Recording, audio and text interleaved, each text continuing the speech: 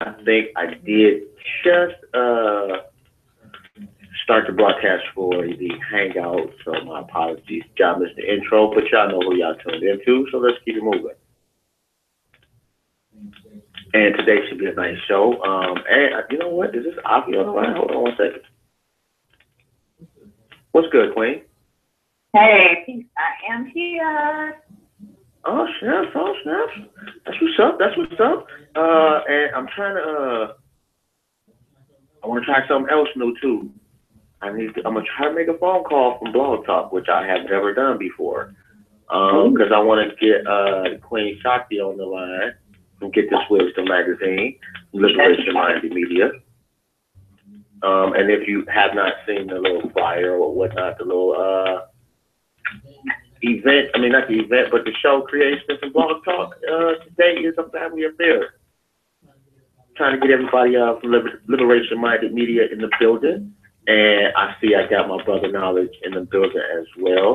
So without further ado, and we wouldn't be Liberation Minded Media without Knowledge going a lot.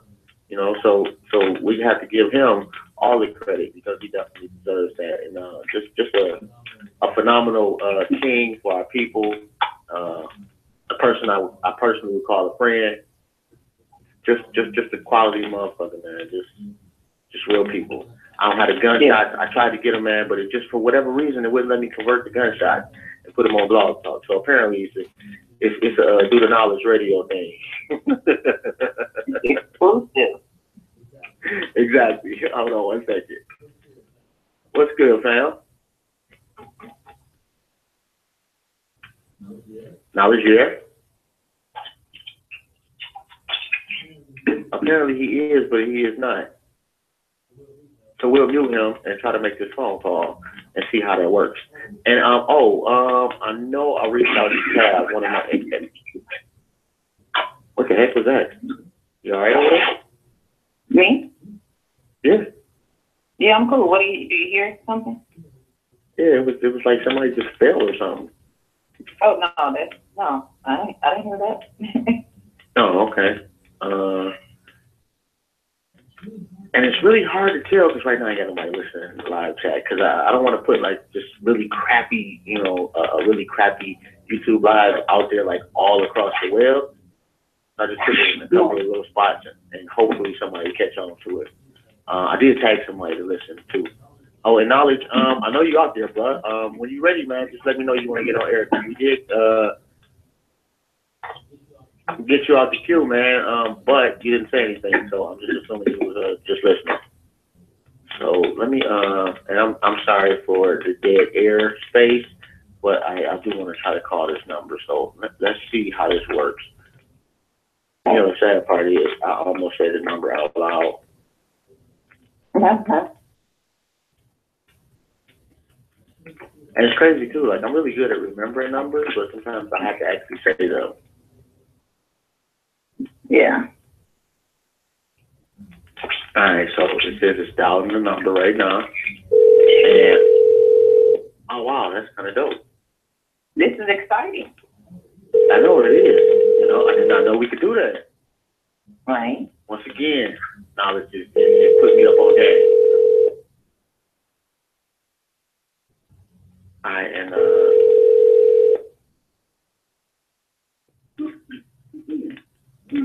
hello. Hey. I speak to Shakti. I was online with Knowledge Boom. Oh, what's good, Queen? Peace, how you doing, John? I'm doing good. Hey, we got the Queen Afi on the line too. Peace. What you say? You got a little, it's a little echo though. Maybe that must be from this side. So not sure how big should I work on that. Let me get Knowledge on the line too, right quick. Okay, he called literally just dropped as soon as I said that. All right, so that was me. But what's going on, Shakti? How's life? I can't complain too much right now. Things are going good. Shout out to you and My Skin is My Sin Radio, Liberation Minded Media in the building. We Get This Wisdom magazine. We in the building. We just won a good RPG of the year of the weekend. So we're excited about that. Things are going good this way, family. And congratulations. Congratulations. I heard about that, so congratulations. Y'all definitely deserve it.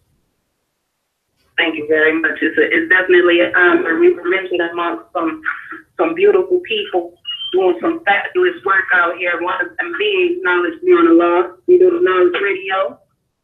Our brothers, our family. And of course, Revolutionary Mind Cinema was in that category too. So, you know, we definitely were mentioned amongst some powerhouses doing some fabulous work, and it's just an honor for you to be mentioned amongst you all. So thanks. Yeah, definitely. And again, congratulations. And hold on, let me get the King knowledge in right quick. What's good, fam? Peace. To the listener, I want to speak to the family. Hashtag riding with Rome, you know what I'm saying? For life. For life. I see y'all got the 211 Earth Shakti, everlasting peace in this building, you know. I heard through the grapevine sheet that Get This Wisdom magazine got RBG Media, you know what I mean? They ain't nothing like, you know, getting represented properly, you know. And I heard through the grapevine that, you know, the First Lady of RNC got this excellent, supreme, magnificent art show coming up in October, you know what I mean? And we on my skin and my spin, you know what I mean? With careers, he used to be jobs, he got promoted, now he career. You know what I'm saying? Just waiting for everybody else to be in the building, man. You know, I'm happy to be here. What's up, man? Careers, man. That cracks me up every time I hear that too.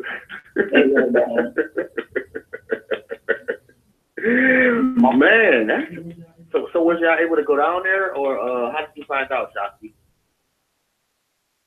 Here in Detroit, I had some things to handle on the home front, but my partner and assistant editor, Callie Devine, went down there on behalf of the brand. So I was just up here that Friday evening, waiting on her to call me, because I said, look, if we win, you know, hit me up so I can speak on, you know. And I got the phone call, and she like, we just won. I'm like, what? Repeat that for us. Won the award. I'm here cheering. Well, we just won, and I was excited, you know. I got to speak. I got to say thank you to everyone from Detroit on speakerphone in the vicinity. So that was a great opportunity for myself. And we haven't even been in publication for a full year right now. Our first year anniversary will be November the 11th. So for us to get all of this positive feedback, support, and love from everyone, it's just amazing. I'm very honored. Thank you. Okay, y'all deserve it too. And let the people know where they can check the magazine out. Oh, definitely. For information and purchasing the magazine and getting your subscriptions and keeping up with Get This Wisdom Live and any of our products that we have going on, you can go to www.getthiswisdommagazine.com and say thank you. You know, even to you, Jobs, right now for allowing me on the platform to come speak. It's definitely an honor. My Skin is My Sin Radio has been around for a minute now. Y'all been doing some powerful things. Just had the Conscious Olympics Part 3 up here in Detroit, Michigan. You know, KT the Arts Degree won that, right? Yeah. Man. That was a powerful thing. So, you know, Keith Horton was a part of that, the foundation, and so many others. Butter. You know, it's some good things going on right now, family. So I'm grateful to be a part of it. And I'm glad you brought that up too, because we're doing the free Conscious Olympics actually this Saturday. All you gotta do is join the event. to play. You know, we're gonna drop some questions on you. You can win $100. I got a book on Queen Clayton called The Indelible Writings on the Once Blank Slate I'm giving away. I got some jewelry, Jackie Davis that I'm giving away. Mahogany L that I won't say I'm giving away, that these black-owned businesses are giving away. Ossie is putting up a gift certificate.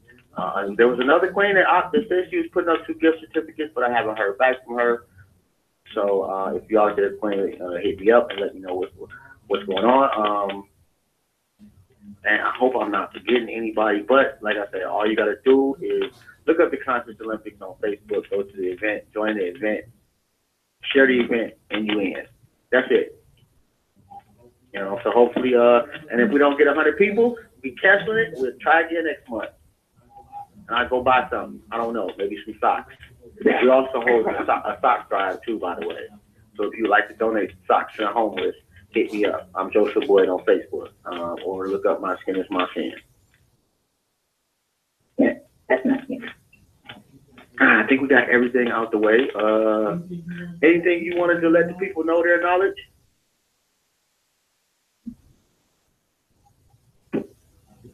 I think he muted us. I wanted to let the people know that I'm riding with Rome. That's the first thing I have to say. So wherever Rome is, that's where I'm gonna be at, because I ain't gonna get there no other kind of way. Because I'm riding with Rome. You know what I'm saying? Where'd that come from? Hey, this. I guess I gotta tell the story. We went to Baltimore for the Conscious Olympics, right? And Rome came and got me from the airport. You know what I'm saying? So I was cool. I was like, okay, Rome ain't trying to kill me on the highways and byways. You know, you get in somebody's car and they driving like 80,000 miles per hour. You see what I'm saying? Mm-hmm. So I had the Rome experience, and then I had like the 80,000 mile per hour experience. You understand what I'm saying? I'm all for if we got to get somewhere fast or we got to get out of a situation or whatever. You know, you can handle the wheel, but if we just going down the street, I don't need you doing like 90 down the street. So the next day, opportunity came up. We had to, you know, we met up at the school to welcome the children back to school. It was like, hey, you know, we about to go get something to eat. The guy was like, yo, who you riding with? I was like, yo, I'm riding with Rome. You know what I'm saying? Like I couldn't vouch for nobody else at this point. You see what I'm saying? If I had a good experience, I didn't know if I was gonna make an experience. You see what I'm saying? So I was like, nah, I'm good. I'm riding with Rome. You know what I'm saying? So, you know, no matter what's popping off, I'm riding with Rome, because Rome trying to get somewhere safe. You understand what I'm saying? Alive. He trying to, you know what I mean? Somebody called him trying to martyr that day. You know what I'm saying? You know.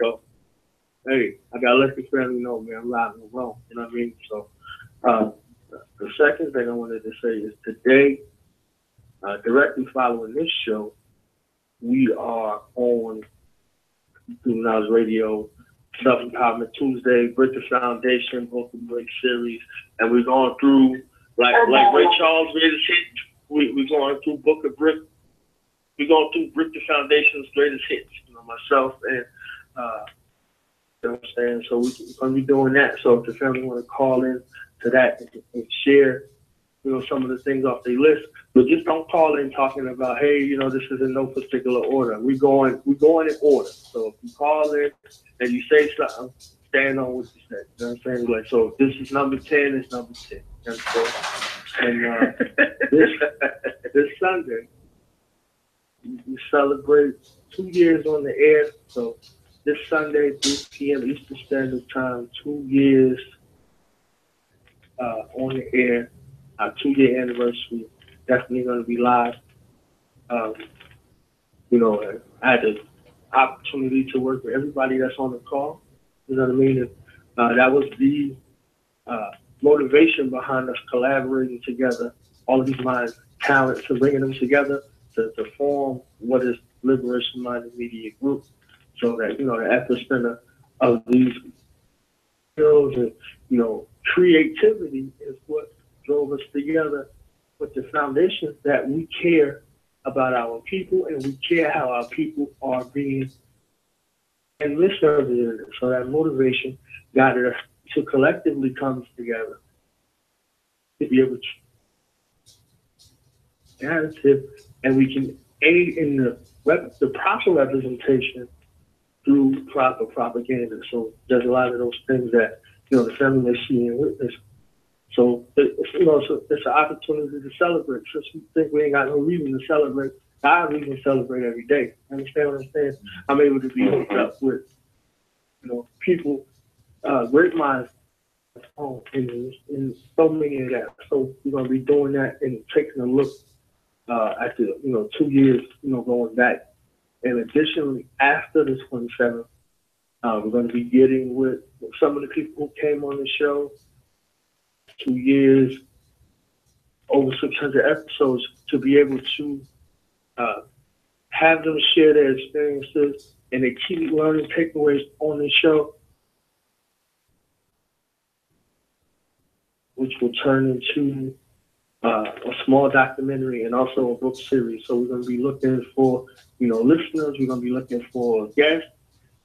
We're going to be looking for, you know, everybody who wanted to share or who had shared or gleaned something over these last 2 years in doing our radio series to it. So, you know, we can get it together and we can create a product that, you know, that is marketable, you know, to our people and be able to, you know, bring it from blog talk to, you know, everybody's living room, you know what I mean? And shout out to Jobs and to Shakti for the motivation we see to be able to take a determined idea and bring it to people's living room, you know. So I urge everybody to listen to support, you know, my skin is my sin, to support RMC, First Lady RMC, Queen our feet, Shakti Everlasting Peace Earth. Get that subscription. That subscription costs less than $1 a day per month. For a month, for a year subscription. The family that are listening and the family that read these archives really needs to go to www.getthiswisdommagazine.com. That is a one-of-one product that is out there. You won't find anything like it or in that, you know, particular magnitude. You see what I'm saying? So I definitely want people to check out the remarkable talents and gifts that exist within Liberation Minded Media. Graphics is phenomenal. If you like any of those graphics, I think she did like close to 400 of the flyers. So out of the 600 or more shows, I think Renee was responsible for about 400 of the flyers. You see what I'm saying? Wow. So make sure y'all hit up Renee for the graphics. You know, Dizzle, Black I Stand Radio. You know, that's my brother in real life. You know, he's doing a tremendous amount of work on air and in the street. So that reformation for change is really happening. It's very evident. So make sure y'all check him out, www.blogtalkradio.com/Black I Stand. And go check the archives, have some groundbreaking interviews. Put a lot of information out there.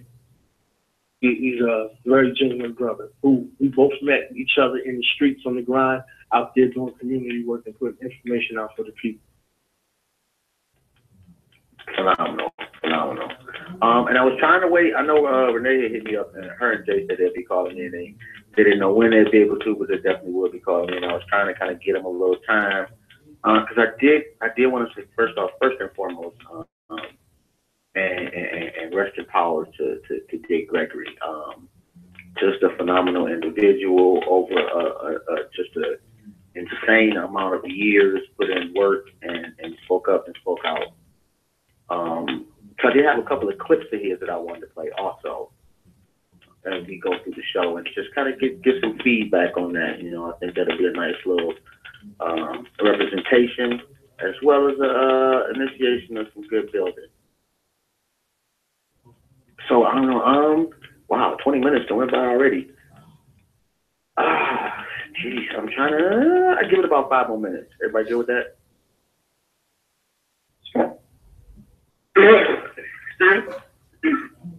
All right, don't everybody speak at once, you know. And I really didn't start the show correctly. So if y'all would indulge me for a second, I just cannot go through the whole show without playing our actual intro music. It's a little late, but hey, it's our show. Let's ride with it. God bless the flag. We all beating our chest. When it's peace, same old game, the same old players, same old names. My skin is my sin. My skin is my sin.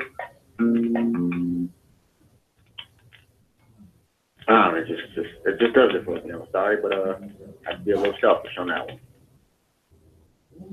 So what we thinking about before we get into the Dick Gregory? Let me ask y'all this: what should black folks do if in fact a civil war jumps off between white folks? What should we do? Mm-hmm. Should we pick a side? Should we chill? A broad question. Huh?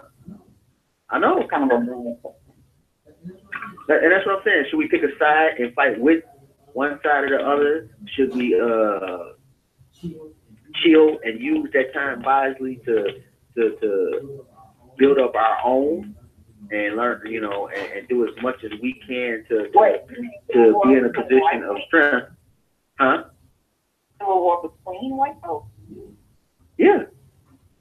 Oh no, we ain't got no dog in that fight. We need to be, worrying about ourselves, building up our own stuff, taking a note and saying, okay, we see what they doing to each other, so we need to prepare just in case they do that to us. No, I'm not taking no fight in no white fight. Definitely no side in no white fight. I agree with you, Queen. I don't understand, but I've heard several people, kind of like, okay, well, we need to basically pick a side and fight with them against quote unquote white supremacy. Like, they're not part of white supremacy. Like, if you think that when that shit is over, they're not gonna turn around and then wipe you out or attempt to, fooling yourself. I mean, and that's just not an opinion. That's just historically a fact. If you can remember the last time they gave a word to black or brown people and kept that shit, let me know. I mean, in the first Civil War, white people were like on both ends, like, hey, you slaves on one side, the other side, free black people, you come fight with us, we're gonna give you, what was it back then, like $8 a week or something like that. You're gonna have your freedom. You're gonna get, a couple of acres, this, that, or whatever. And what happened after the Civil War? They got treated like slaves again. So, I don't really know no white folks say, especially when it comes down to them fighting about something, because they're so diabolical, they'll use all kinds of lies and trickery to get out of you what they need out of you. No, thank you. Now, what about black and brown folks? What's the scenario? Do you think that we should unify against that common enemy? Yes. There's a lot of people that don't feel that way. Again, well, yeah. Oddly enough, I won't say oddly, but I agree with you again too. And the crazy part is, at some point, it's gonna be more Latinos in the country than anybody else. I think in a situation where we don't have a lot of time for preparation, like if something just, get really heated and pop up, I'm like, yeah, anybody with some color, you need to be fighting. Because I'm one of these pro-black people that I'm not good with every black person just because they black. So in an emergency situation, all hands need to be on deck.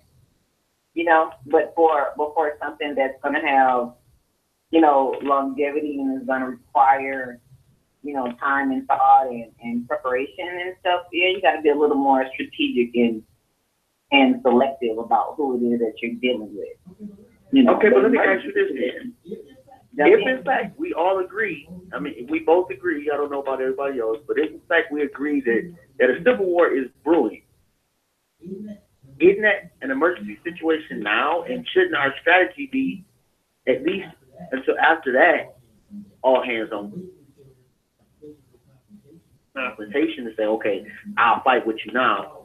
How about we say, hey, you know what? I don't like that shit you're doing, but we need to fight them now. and get prepared to fight them so that we don't get caught slipping. Yeah, but everyone doesn't acknowledge that a civil war is going on, for one. For two, the severity of it. A lot of people, a lot of black folks view this as, you know, like a Cold War. Someone was saying yesterday that it's more of a spiritual war than a physical war. I'm like, well, they not, you know, the police not running up in the churches arresting people. They, you know, arresting folks on the street. So I don't know about the spiritual war part. You know, that's not the most immediate. They ain't throwing scriptures. Like, people not on the same page. Folks are not on the same page. You're right about that.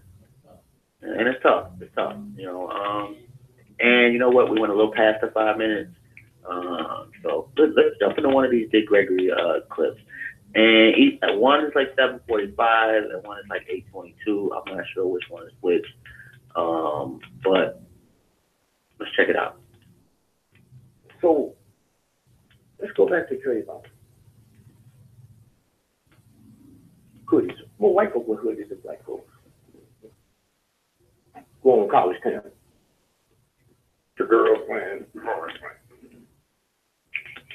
I went out and bought me one. So they said he went to the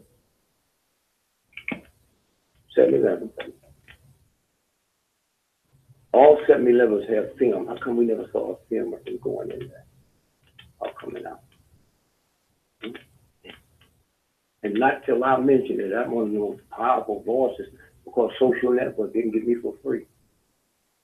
So then they showed us some bullshit of him standing at the counter. Come on. They told us that he was looking, that Sunday was the Sunday of All-Star basketball. Because he was looking at the All-Star game. And during halftime, he was playing, well, we ought to do that. Run down, fix your ham and cheese sandwich. Call somebody. Nobody did not call you while the Super Bowl is going on. But the minute it's going to a commercial, so I said, okay, Ralph, I need you to do something for me. I need the time that he was killed. 7/17. Oh, 1. The ball game didn't start till 8 o'clock. So how could he go 2.5? That's what I'm looking at, not the other bullshit, because I know who they are. When I check out Zimmerman, then we get into my room. Zimmerman lives in an all-black neighborhood.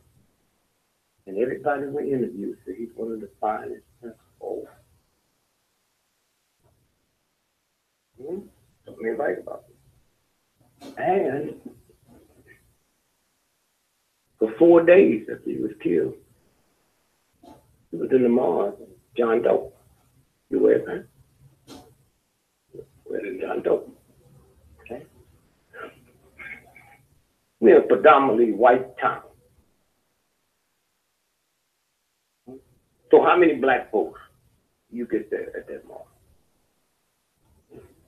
And sit there 4 days? Killed on Sunday. So, not that narrow.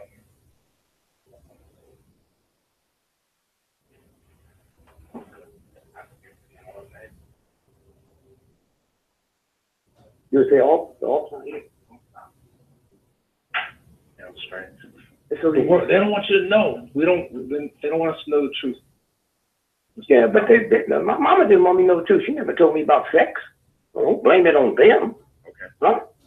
Oh, lots of things she didn't want me to know about. She didn't want me to know about Islam. Let's start it at home. And so what happens is Monday morning, killed Sunday. 5 cops, they've all been found. And chaplain came by the house where his daddy was living with his girlfriend and brought him a picture. And he identified him on Monday, but he's still laid in that morgue for 3 days. That's a John Doe. Mama called in the police station. They got him listed as a missing person. 3 days. Then you ask yourself a question. There's something ain't right about this. So the undertaker from Miami, where the son lives, came and picked up the body. Now put a pin there, because you heard about that youngster in Valdosta, Georgia, where they found him wrapped up in the same undertaker handled his body. From Florida. All the black undertakers we have, we still got them because white folks wouldn't handle you. Mm-hmm. You come all the way from there to get the body, and the organs is missing. What about Trayvon's organs? Mm-hmm. You drive by. Huh? You know any black cops? Oh, do I? Yeah. Just ask them. When they go to a drive-by, 98% of them headshots. You can't be in a car driving and hit me in the head, man. Huh? And then, look at this. If the three of us just a bunch of hoodlums and thugs and just foul, blind, and evil, and nasty, so we just go to the black community and just shoot black folks. How come they ain't shooting women? Where'd they get the integrity? Men's organs sell for more than women. In China, before the number one sell, organs outsell prostitution, drugs, and counterfeit money. That's the number one money maker of the planet. Number one. Well, now you got me. I want to ask you about the prison industrial complex. No, wait, Stay here? No, wait. China, before organs, they brought you before the firing squad, they shoot you in your heart. Now they shoot you in the head and harvest everything down. It's the big money maker. And then I asked another question. As hip as America is with all of its technology, we do shit that would make Germany and the Nazis look like wimps.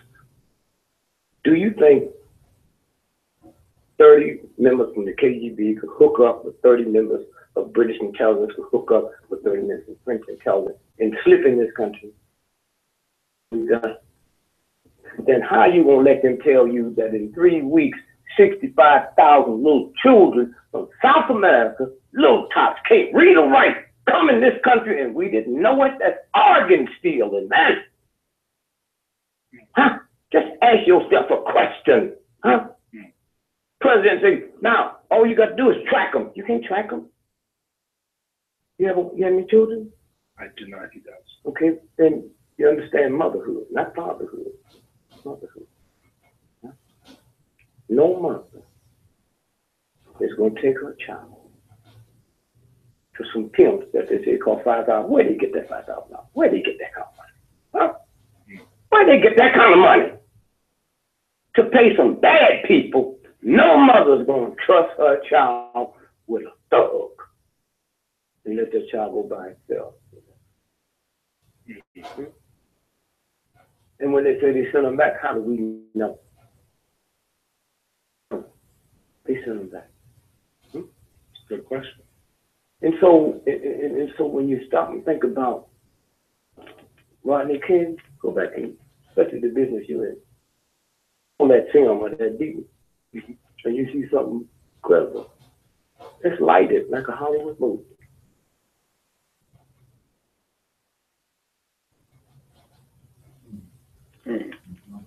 My bad, man. I'm like, all listening. And I guess one of the reasons I kind of picked that clip is because I was alive.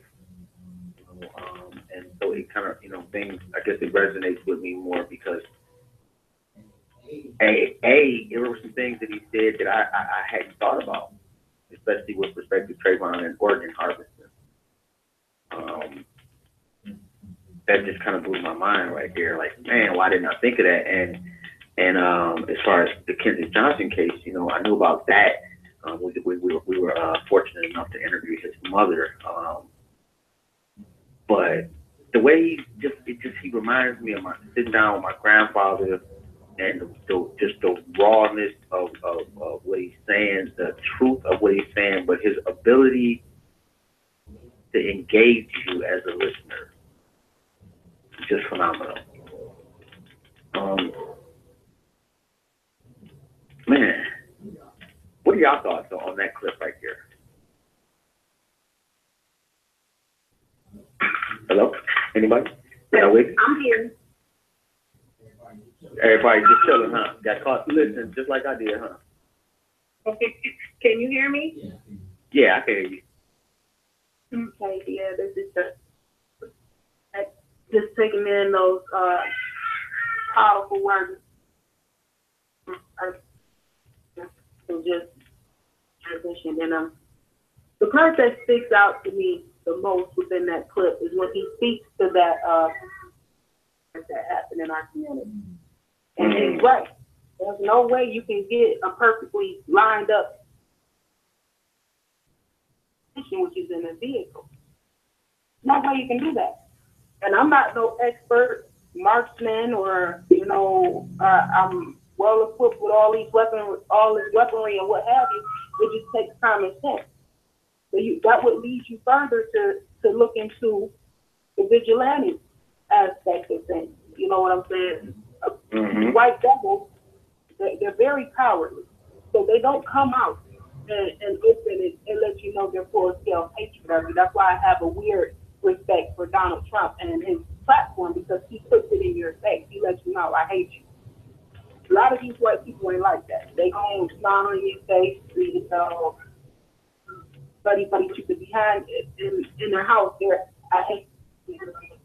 A lot of these vigilantes coming in from the suburban areas into the black areas, the communities, the hoods, and pulling off these acts of crime. And then you have certain police out here who share the same views as these white vigilantes who have no problem in putting a black face out there on the news saying, 23-year-old black man shoots up a crowd of black people, knowing that was no 23-year-old black man around there. That was your white ass in the middle of the night doing some dumb shit or whatever. So we definitely have to understand trick knowledge when we see it and when we hear it, and how the enemy controlling our narrative puts it in a perspective of our people just being savage beasts, when really it's not even a lot of our people out here doing this stuff. So, our elder, when he speaks to just that part, the whole clip was informative, but that part is what stood out to me the most, because we have so much quote unquote black on black crime, as people say, but is it really black on black crime? Or is this something you falling for because the media tells you that's what happened? We really got to take a deeper look at it as we're seeing it and realize what's happening as we see it. We have to, if you're going to be revolutionary, that causes for you to be prepared, to be proactive. And we have a lot of people going through this reactionary phase. Every time they see something, every time they hear something, they popping off emotionally, and they're not using strategic logic. I'm a woman. I'm naturally emotional. And I'll add to that, just for my 2 cents, I think that needs to go both ways too. We need to be when we see something fucked up in our community, we should not have to call them. We should be cleaning up our own damn house. Not, like they should never receive a call from us. And I'm not saying that's gonna happen overnight, but that's damn sure got to be a part of the plan and being implemented.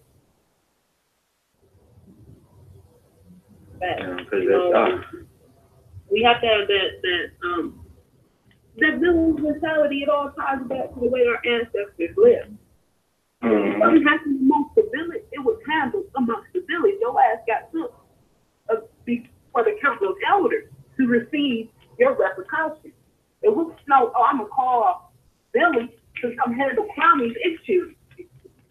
How the hell Billy gonna tell Kwame what he did wrong? He don't even understand this person's culture or lifestyle. So how do he even have a voice or reason in the matter.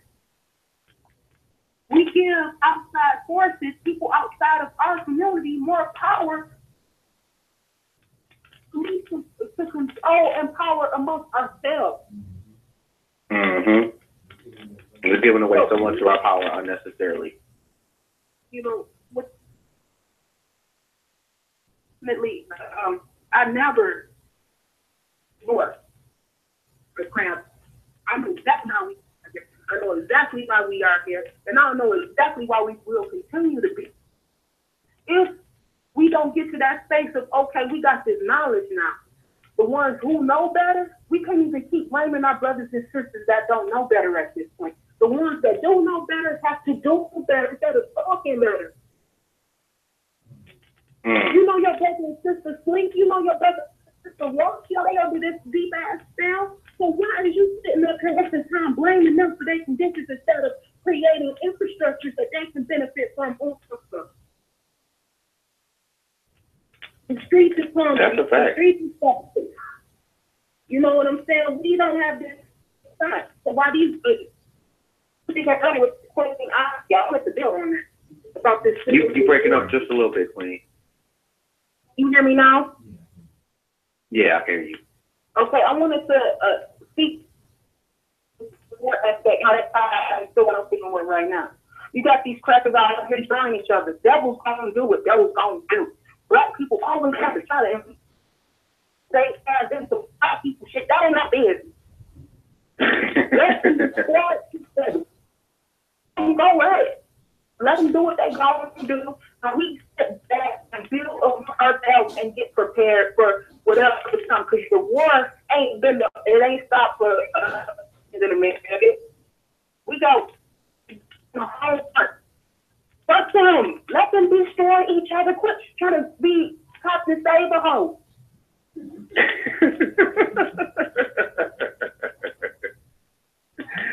I can't even be mad at you for that one, though. I agree with you. I do think that, and I think that we are being given an opportunity that we seem to be squandering at the moment. I won't say they completely preoccupied, but they got some internal issues, and we don't see this that often in our lifetime to this extent, where we won't necessarily be able to do shit, like just totally cloak and dagger, but it won't, we get a little breathing room to operate a little bit more and plan. Like even what then? Even if all white people disappear and it was just us, do we have plans and action to govern ourselves? No, we would be oppressed under the Mexican Hispanic community. Now, let's be real with this shit right here. Yes, they are derived from us. You see, the mothers and fathers of civilization. But most of our brown counterparts do not view us in that manner. They view us as an enemy. They are race first. They don't see. They are not properly educated in a manner to know they are an extension of black people. They only care. You spoke upon earlier about them outnumbering us. In the future, they already outnumber us per se right now. You're right about that actually. I think they like 18%, and we like 12 or 13, and I'm just I'm not looking at anything, so don't quote me on that. But I think that's about it. So you're right. They already outnumber us right now. They come together. They practice collective economics. They got the system down pat. They came over here and they said, you know what? These motherfuckers don't like us. We about to get what we can get and come together and fellowship our families. That's what they got together, that we ain't got there yet. But what's white supremacy? Yeah, you just totally broke up, Queen. Can you hear me now? I'm not sure how to fix that. It's like I can hear you great in some spots. It's just like you keep going in and out. What about right now? Right now, it's perfect. Okay, I'm gonna try to say where I got the phone angle. White supremacy is gonna fall. You have to know this. It's been prophesized many a times. It's going to fall. That's what you're seeing white supremacy breaking the fucking arm. problem is we still don't have artists that are in manner to reclaim our true division in the world and in this country. You must seriously take the opportunity of them going at each other for whatever reasons, I don't know, because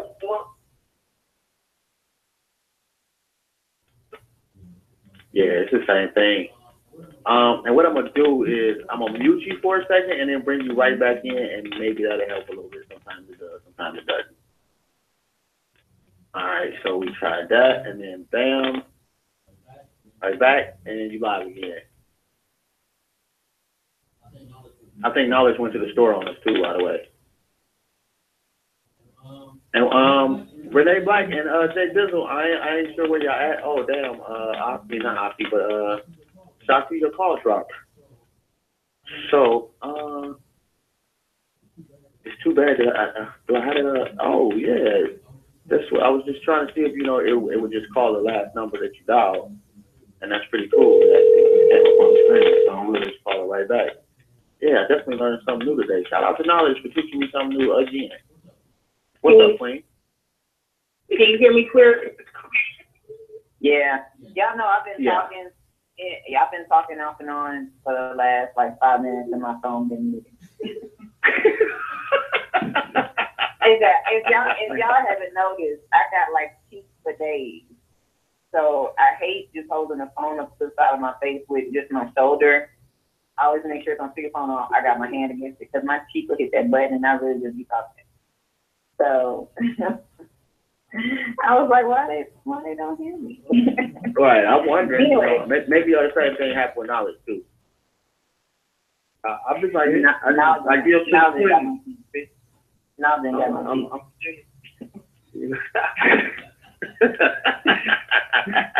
I gave us an I have a dream speech on you. That's what we call it over on these I did a whole bombastic intro. I'm talking about Lone Star came on and I gave like a super duper AKA edifying intro and I was on mute. And I opened their lives and was like, I guess we're just doing the show by ourselves. We can do it ourselves. And they start talking to each other. And I'm like, yo, man, y'all can't hear me for real. And then I look like, oh, shit. So it's like the first 10 minutes of the show, it was nothing. I was like, oh, man, I had to get it together.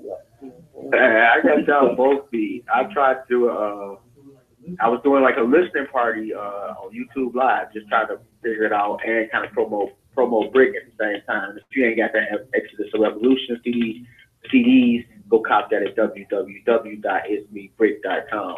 But half an hour into the quote-unquote show, I realized that I never pushed the start broadcast button. So for half an hour, I've been playing songs, talking through the songs. I'm turned all the way up. I'm feeling it. And I end up doing like 3 minutes of, go to www.itsmebrick.com. Oh, man, I was a little salty about that one. I am not going to lie. I know Shakti had the floor. Oh, I'm sorry. Go ahead, bro. I didn't know if Shakti was finished. What she was saying, I know she got cut.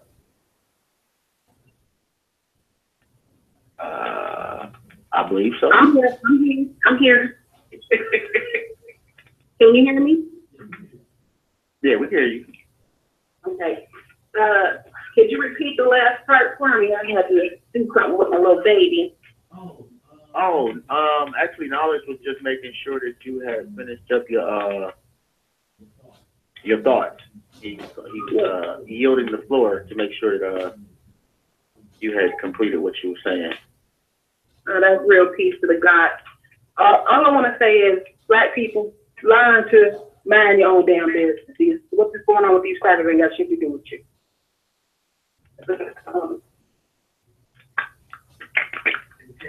The floor is yours there, Knowledge, and I agree with you there, Queen.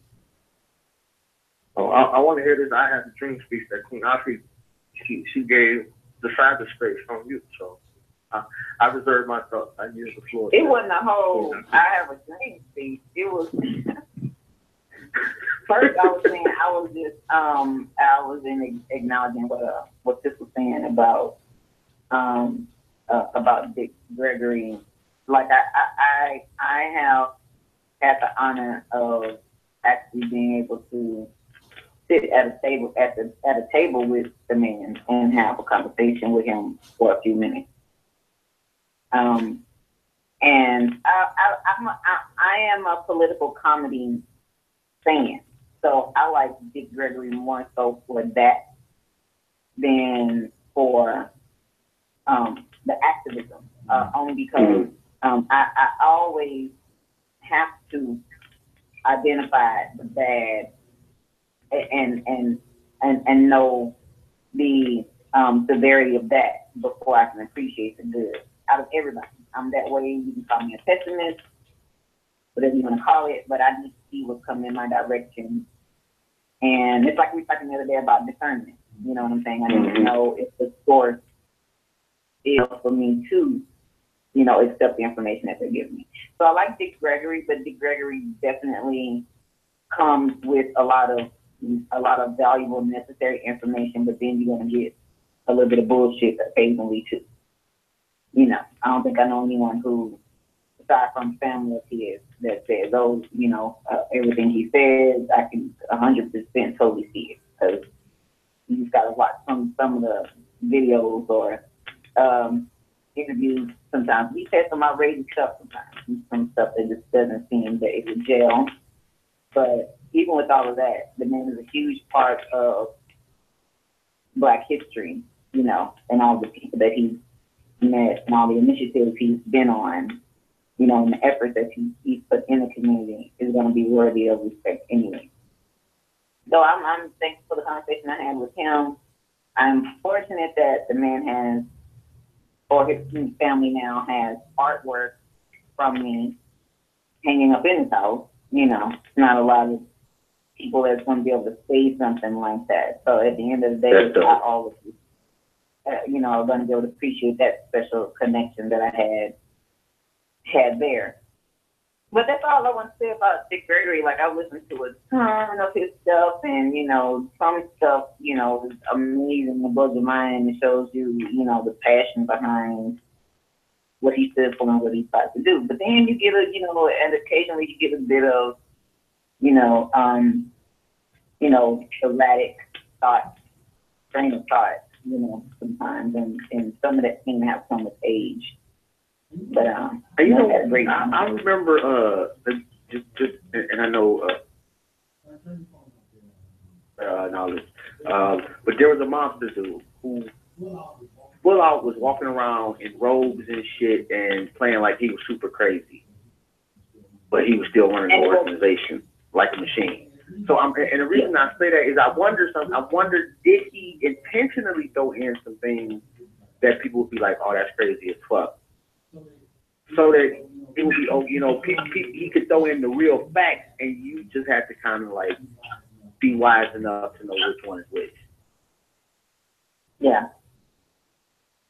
I think he probably definitely did some stuff to keep,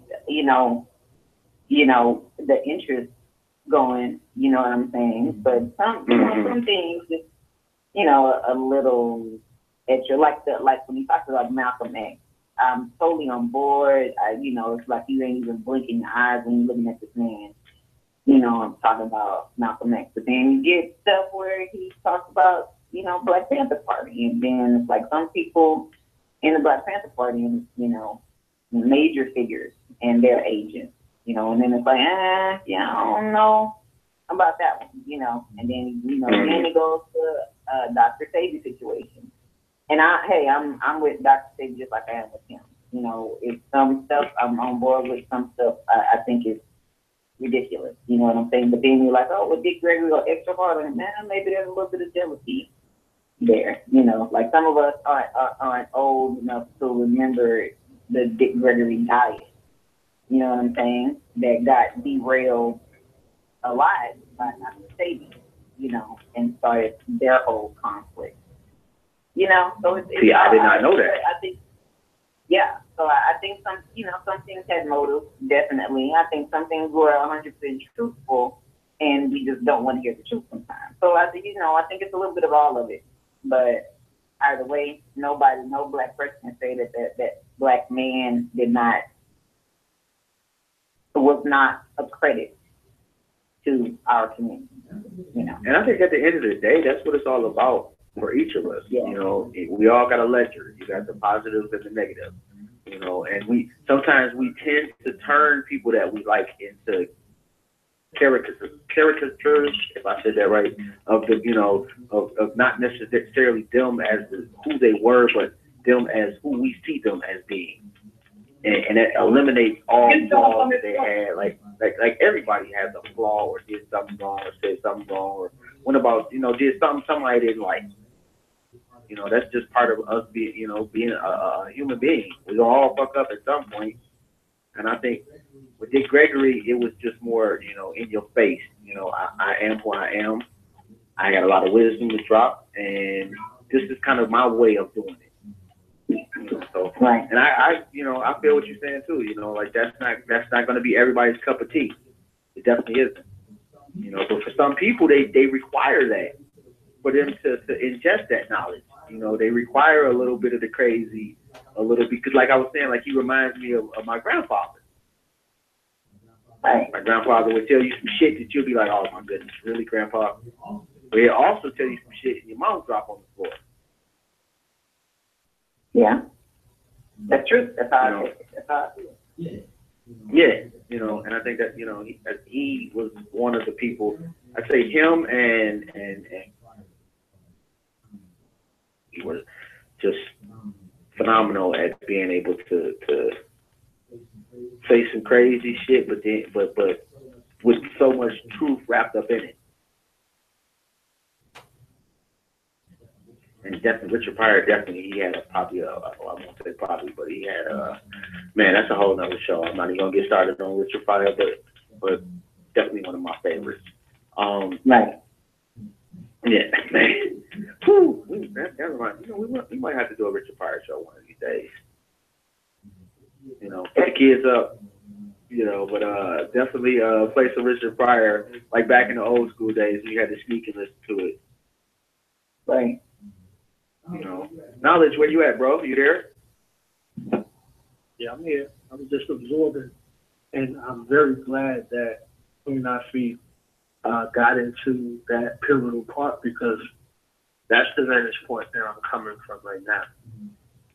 My mother was a student of Dick Gregory, and my mother was involved with the health community. So, Dr. Sabi, there was only a few holistic health practitioners back in the day. And this is just like the end of the 70s, early 80s, the advent of holistic health practitioners. So I know Dick Gregory ever since I was a child. You know what I mean? And so it wasn't nothing to see, Dick Gregory back then, even with all his touring all over the planet and everything. That advent with that claim to fame with the Dick Gregory diet came from, there was a man, he was like 600 pounds, and they had to get him out of his house with a crane. And they had to use a crane to lift his bed up out of his house. And that was for Dick Gregory. You know what I'm saying? So that phenomenon spread around the planet. So, all we knew as Black people in this country was the doctor. So this was something that was revolutionary against the medical industry. So with this guy, like people say today, the Atkins diet and all these other things, this was the first phase of that phase for somebody that looked like us. Dick Gregory, that was it. You see what I'm saying? So when Dr. Sabi came to the States in the 80s, his work, my mother's work in regard to, AIDS patients and all these other things, like, these people got marked. You understand what I'm saying? So Dr. Sabi's case for the health community, the holistic practitioner community, was either you was in support I don't want nothing to do with that. So, my childhood, like Kate Arthur's childhood, like Red and Blue's childhood, with Mama Pill, and that health food store became GNC today. So the little health food store that was a mom and pop, and they had the herbs, they had the herbal supplements that you would go there and it looked like it was something that was out of this world. Like you stepped in a whole other dimension, became GNC. So GNC became something that's mainstream now. It's not anything to get herbal supplements. They were burning down these health food stores. They were killing these holistic practitioners and putting them in jail, just like now. You see what I'm saying? So it just was happening, and people was thinking you crazy. So it was like going against the giant. This is the David Goliath type of situation. You got the $1 trillion medical industry making money off of killing our people. You see what I'm saying? From fear, from stress, and all these things, and using these Latin words to destroy them. And then you got these small pocket of holistic health practitioners that were going all around the country. My mother, before she transitioned, she was in 48 states in 3 countries. I was a little young pup. How they would meet. You see what I'm saying? So she didn't get the acclaim with Dr. Sebi. Dr. Sebi came in like a giant. That was a giant bigger than the giant, because he flew the giant. Like, yo, you see what I'm saying? But as a consequence to it, he became an enemy to everybody else who could not help you. You understand? There are people that are heads of organizations that was selling hope, but they were not teaching people health. So even to the point where they were taking some of those things and they made an enemy out of him. So again, just like I was saying about the holistic health practitioner, so either you was with them or you was with the medical industry. So meaning you went and got help, or you went to the doctor and got killed. You see what I'm saying? So, through the crack epidemic, through the AIDS epidemic, all these things that happened in the 80s, they were trying to silence, shut down, and buy off people, too. You see what I'm saying? So just like a black bookstore today, like a black bookstore is like a thing of the past, they were burning them down in the 80s. In the 80s, we lost E.P. Newton in the 80s. It wasn't like he transitioned in the 70s. That rise of black consciousness had came back on a 20-year cycle from the 60s to the 80s. So this was the solution. This was America's response to this type of consciousness. That's why, even in the Panthers' time, they had, they have Matula Shakur. You see what I'm saying? They had Matula Shakur, and they were opening up free clinics, and they were dealing with key systems of the body in a holistic manner. You see what I'm saying? So these was more of a threat than the people we seen with berets that were going in the street. So people who were drug addicted, they would go get acupuncture, and they ain't drug addicted no more. You understand what I'm saying? So this, like health, the way health is today, is the same way that it has been in this country.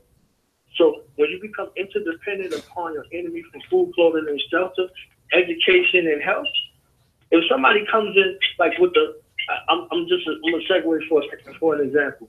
With homeschool, when you're homeschooling children, still young African children, you are depriving the public school system of resources. You are depriving the juvenile detention center of resources. You are depriving the mental health clinics of resources. You are depriving of our community of resources generationally by homeschooling your children, by giving them a proper diet and health. So they're not on the Medicaid, they're not getting Medicare, they're not going to the hospital. All of these things that are happening because of health consciousness, because of no identity crisis, and all of these things. The whole entire industry is built off of the destruction of the people versus the health of the people. You know what I mean? One of the things that Dr. Sebi said that I was bugging on, he's like, He said, if the medicine worked, you only had to use it one time. And another thing that the Gregory said in regards to health, he said, how do we get these diseases? How do we get these new diseases when you ain't doing nothing new? Your body ain't doing nothing new, so where do new diseases coming from?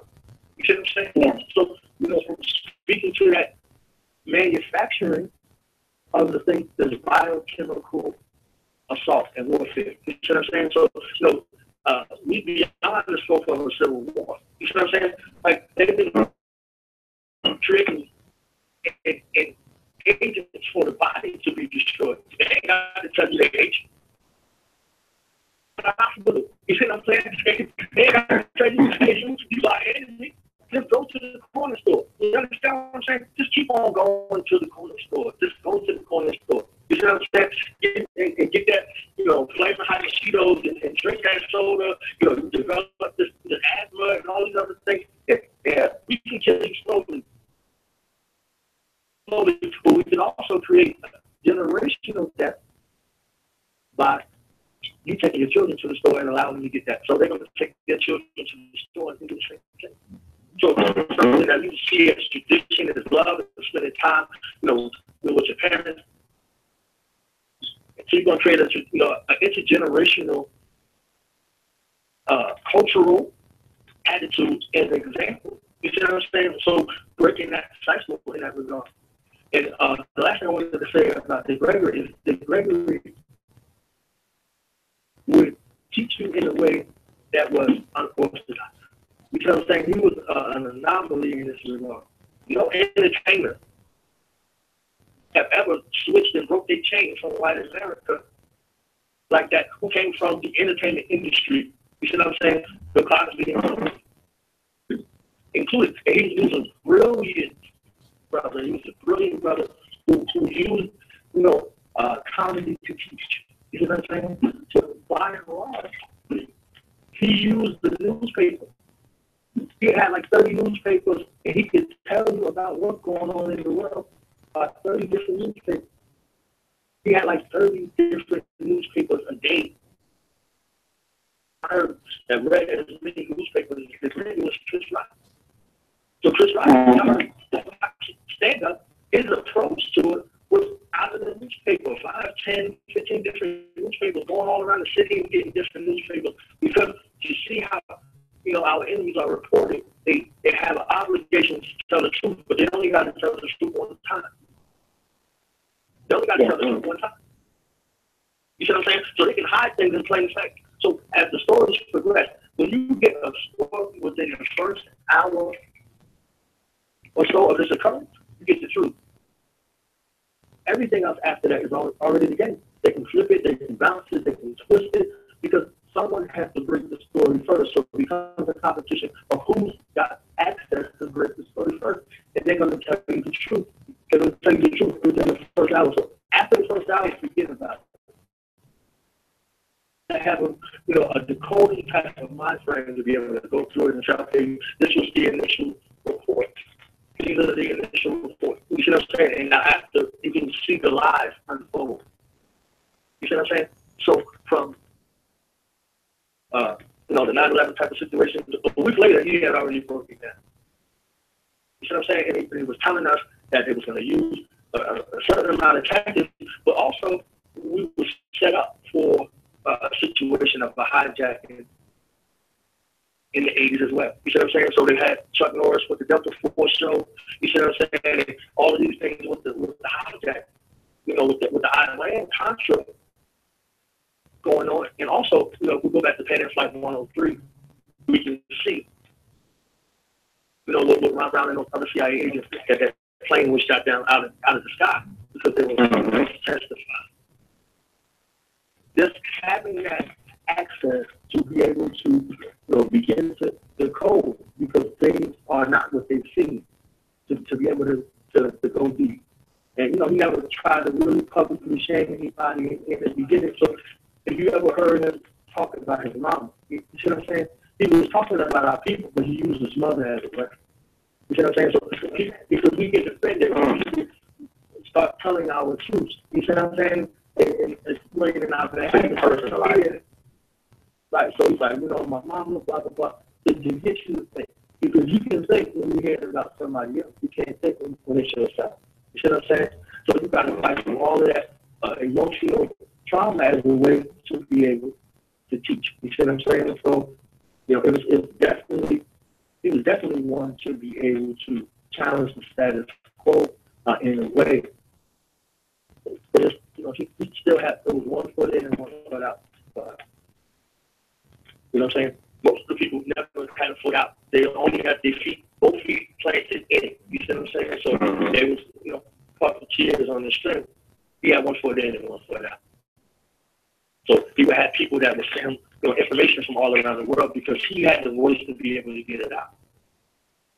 So, you know, like that thing he was talking about with Rodney King in the video, with all that. You see what I'm saying? Only somebody that would have this type of sphere of influence would be able to reach people. And people just thought he was crazy since the 60s. You understand what I'm saying? Like, so when he was young and in his prime, and walking all around the world and running marathons, they thought he was crazy back then. So he said, you know, they thought I've been crazy for a long time. You see what I'm saying? So with that approach, you know, I can kind of see, you know, where you're coming from, Josh, because that's how we sound to people when we're talking to them, just about who they are.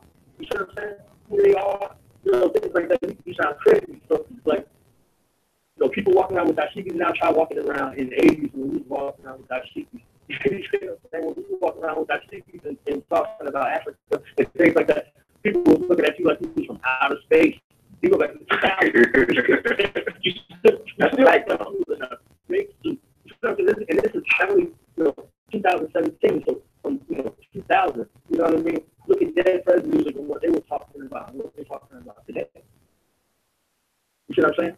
So as you get more, you know, involved in this thing, the more crazy you seem to some people. But you got crazy on one side and you got hopeful on the other side. And I just think that, you know, the people that are doing this social media thing, like, oh, you know, everybody loves Dick Gregory today, like they love Prodigy, like they love Muhammad Ali, like you can just, like, you know, some of it, you can just look at it as propaganda, okay? You know, that's good. You know, so if people are getting the word out that way and people want to go research and do their own research, that's fine. But, you know, to be all acting like this, falling out, that's really nothing. To that Biggie joke, nobody, somebody kills you. You know what I mean? So, yeah. So, you know, and it's sad. You know, love people while they can enjoy the love.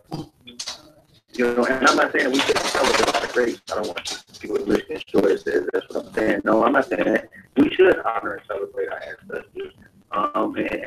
And even more so with the ones that put in the work for us. But those same people deserve to get that acknowledgement and those cheers while they're here too. You know, so, and I do try to, I know personally, I try to make a more conscious effort to acknowledge people that, you know, especially in my circle who I appreciate and who inspire me. You know, because it's tough. You know, people don't, you know, Dick Gregory was just in a position where he was able to feed his family and speak his truth. Everybody, you know, that's such a, you know, that's such a small percentage of people on the planet in history have been able to do that. You know, generally speaking, most people that speak the truth are only labeled great. They don't, you know, they don't have the means or the platform to let people know that, no, it's I'm not crazy. You just labeling me that, or whatever the case. You know, most people, you know, and a lot of our ancestors passed away and were. To me, that's just a shame. People put their lives on the line. You know, they should be able to. We should be able to put our lives on the line if we choose to do so, knowing that when our lives are taken, our family will be taken care of. Because they are giving up the biggest sacrifice. They're giving up the one they love because that person has been called to do something for our people. We shouldn't compound that by making them struggle, you know, when that person is no longer with us physically.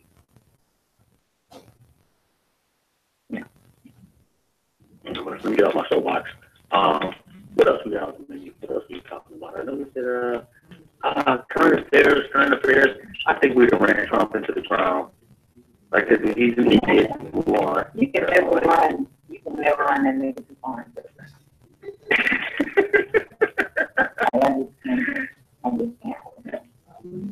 Well, did you see his latest speech? Which one?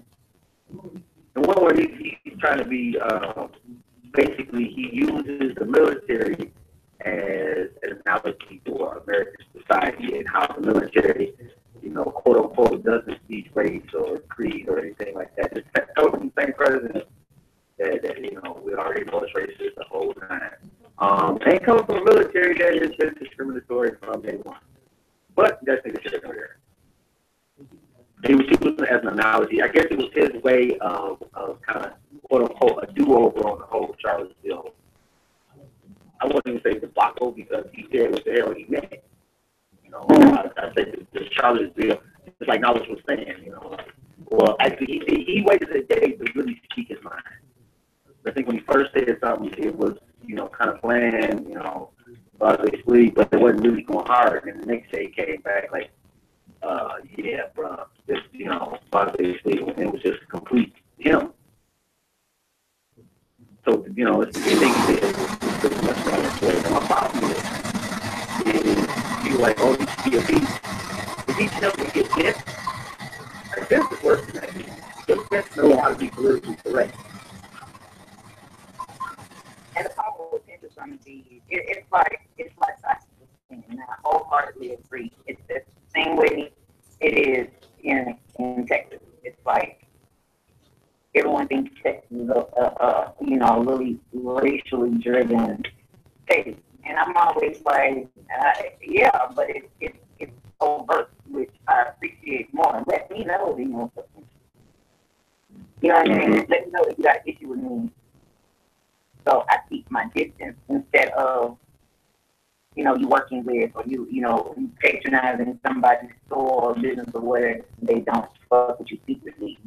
You know what I'm saying? Like, let me know if you don't, and I can stay over here and you stay over there. Call my business. You know what I'm saying? So it's like when you got Trump, he don't fuck with minorities. He don't fuck with no brown skin, no black skin. He don't fuck with no poor folks. Like, he just laying it out and letting me know what he's not gonna do or who he don't care about. He's gonna get attention in, and he's gonna be another regular president.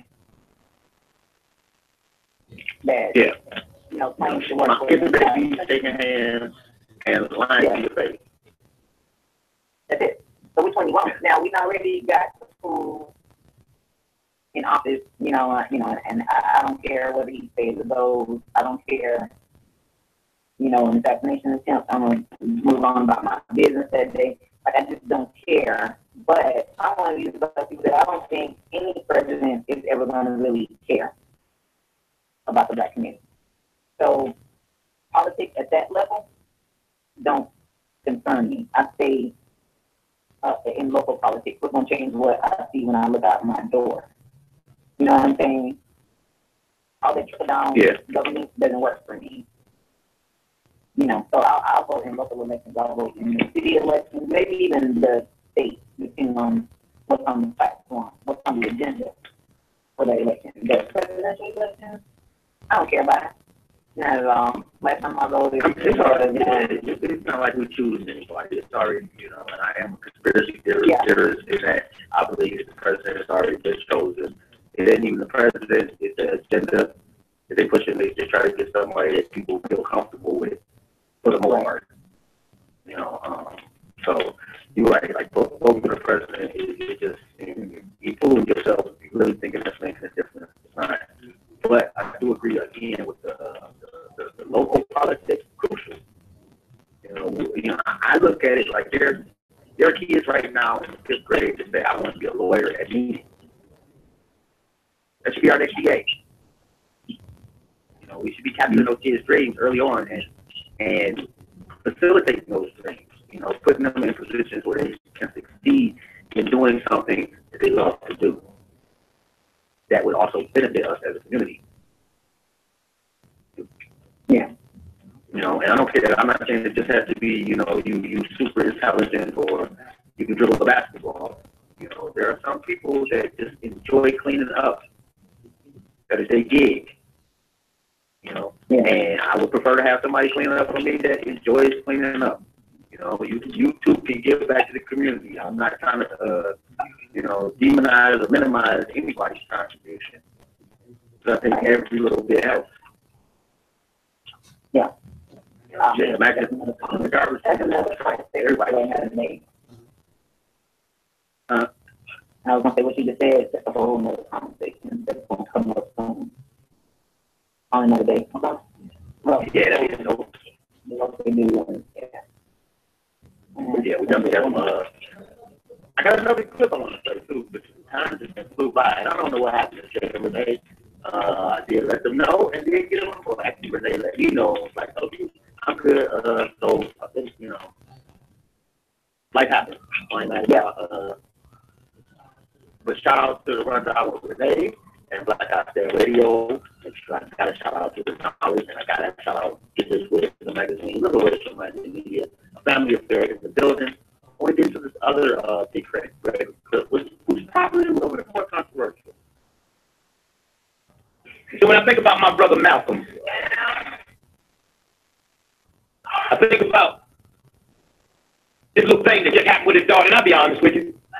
I got 10 children, 7 girls, 3 boys. If I thought I had a child that thought somebody killed me and wanted to avenge it and waited 30 years, I showed up with that attitude. I mean, you can get that job time to die from natural causes.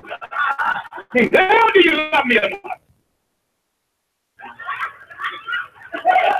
But listen, this is what they told us.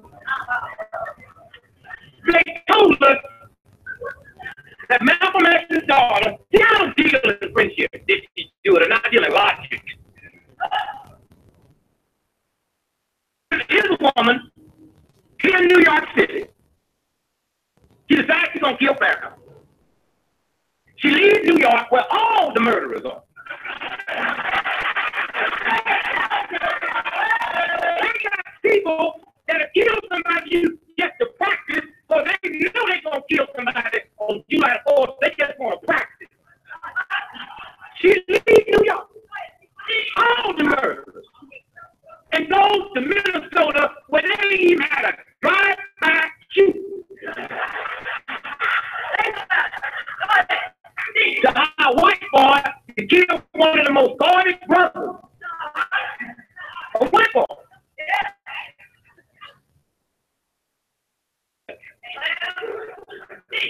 I knew Malcolm. I loved Malcolm. Malcolm called me the Sunday that he died. I was working Basement Street East.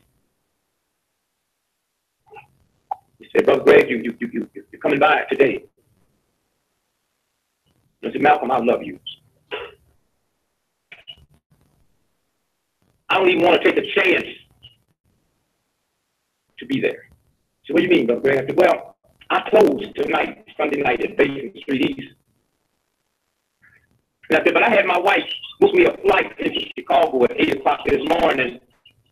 And I'm going to Chicago, and I had way beneath my salary, booked me into a college about 10 miles from the airport this afternoon, and I'm going to stay there until they tell me you did it. Because I'm not going to let this government get 2 of us for the price of 1. And I'm going to call Adam Clayton Powell when I finish talking to you and beg him not to come there. The United States government's going to get you. And I'm not going to be there. I love you. I don't even want to take a chance of my heart changing. So I went to Chicago. And when they came and they told me Malcolm's been killed, I got back on the plane and came back here. Malcolm was killed because of another brother named DePinto. A lot of people thought he was East Indian. He was born in Nairobi. He's the one that changed Malcolm's head from black nationalist to Pan-African. and made that connection from here to there. And the government said, we can't let this happen. He's the one that persuaded Malcolm when he went to Africa and stayed 7 weeks and met with all the real leaders.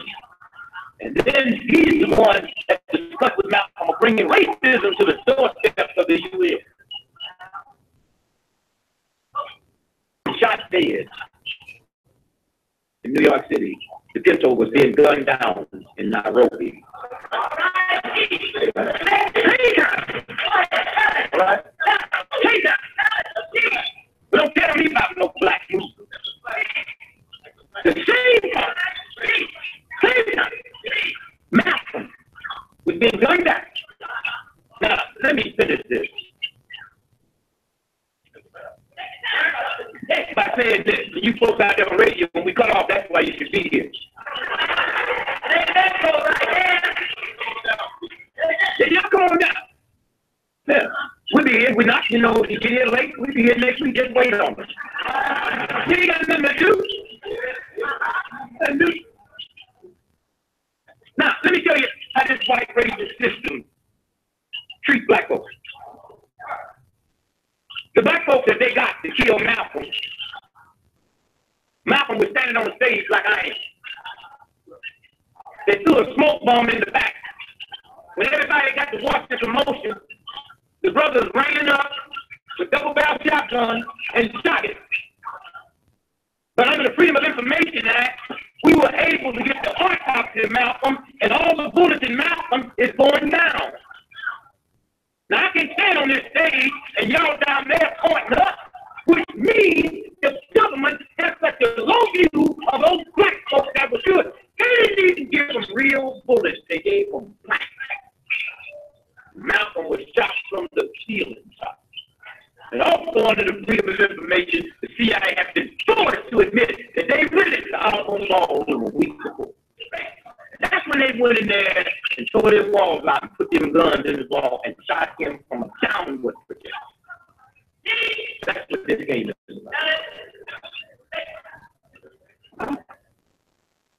But Malcolm lived a good life. The movie did not portray that. The movie was an insult to me. Here, my man get killed, they got no insurance, no money. Daddy pregnant with twins, got 4 kids, and then have 2 more, and then go ahead and raise them and go on and get her a doctor's degree. And in that old heathen movie, they ain't got room in that to tell me about what they did. But can show Malcolm snorting coke and having sex with a white woman in the park. This is a black person that did that. And they show Malcolm putting his head in a toilet. That's in the book, page 122. Malcolm has never put his head in a toilet. So if that shows up in the book, the conspiracy goes all the way back to Alex,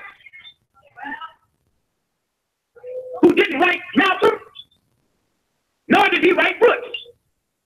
A white boy, the senior editor of Playboy magazine, Mary Fisher, wrote both them books.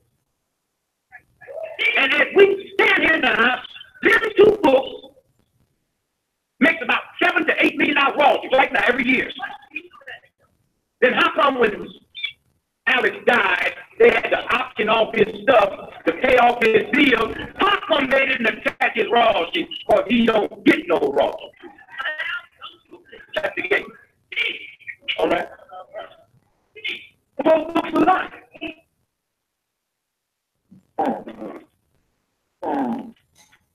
That's what I told you when we talked about Malcolm, man. Love it. Yeah, that was So now we was on the show for a second. yeah, I got caught listening again. I didn't go on. And oh man, the whole like I knew about Ruth, but I didn't know about the autobiography. And that's just some deep shit right there. Like why, man, how far down does the rabbit hole go? Yeah. It's always man. And it was interesting, you know, the part that he was saying about the movie too. I agree and I disagree. And I disagree in that the movie introduced a lot of people that were unfamiliar with Malcolm X at all. They was just trying to get familiar with Malcolm X. I did not know that him putting his head in the toilet was not true. I do get them telling his story, you know, as far as coming from Detroit Red to Malcolm X. I get that part, but I agree that it should have had, you know, his queen and her story or some other, you know, at least, you know, show us the resilience of that queen too. You know, so I like the movie though. You know, I'm not gonna front, I see it. You know, but I can see where he's coming from. You know, and I didn't know about Malcolm X, so I can't look at it from that vantage point. You know, somebody you're gonna be able to defend them or criticize them to a level that other people that on the outside looking in can't even approach. Yeah. Right. Okay. Just, man, can you imagine that? Just the people that he has met along the way, though. Like, what a phenomenal life. Have you gotten a chance to see him? Never. Oh, man. He missed out, man. Unfortunately, he had a show scheduled here in Houston, November 24th and 25th that a friend of mine and I were going to. I'm not going to be able to make that, but I was fortunate to have him a couple of times, spoken with him, so, you know, that's good. But seeing the man in person is amazing. The man is like not even, I mean, of course, the interview, I'm the interview because he's a natural comedian, but the man gives you so much information and all these stories that he tells. We spoke all the way back when he was in the Army, and the reason why he left the Army, and, you know, like his explanation on why he says, nigga, you know, a lot of people get, you know, take issue with that. I'm one of those who don't, you know, from black folks, you know, like I'm not gonna lie, I say it on a regular basis, but probably the best explanation I got that made me see things differently in terms of black folks to say that my best explanation came from Big Gregory. So, you know, I ain't got a problem with it either. A wealth of information, yeah, you know, some people, a wealth, and then let's not wealth of information, and, you know, another great one gone, so. 85, 84, you know, the man did his job. He did what he was supposed to do. Yeah, that's a hell of a legacy right there. And you know what? I'm getting a little feedback too. Gone, you know, a life taken too soon. Like, how old do you want this man to be? How old must we be to not say, you know, a life taken too soon? With 84? No, that was not a life taken too soon. That was a life well spent, enjoyed, you know. Exactly. And please stop it with the conspiracy theories. Like, some people, you know, we all pass away at some point. And as you get to a certain age in life, you know, I hate to break it to you, but it's actually more than just possible that they just died.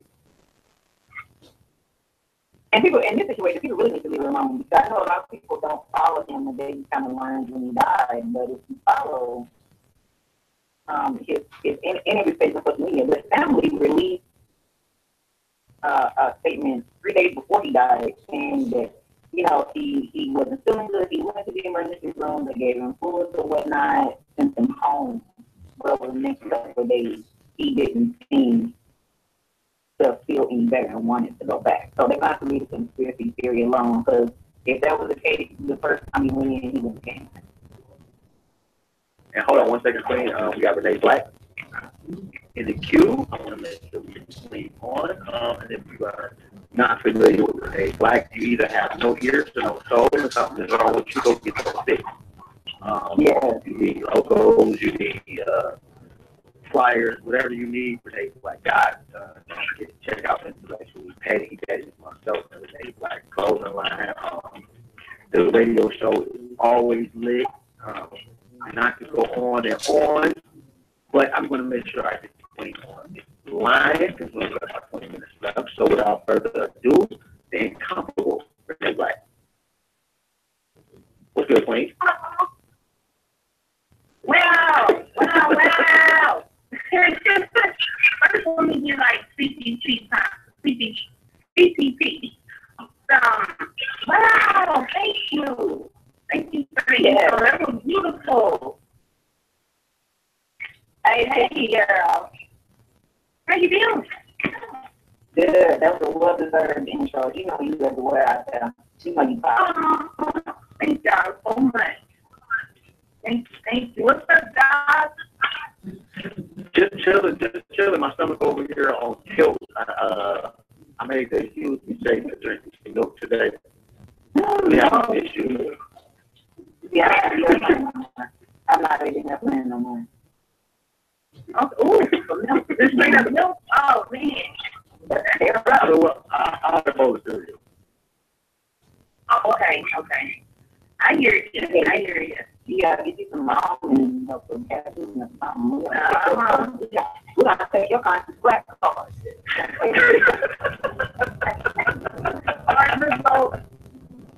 Man. Hey, that almond milk too expensive.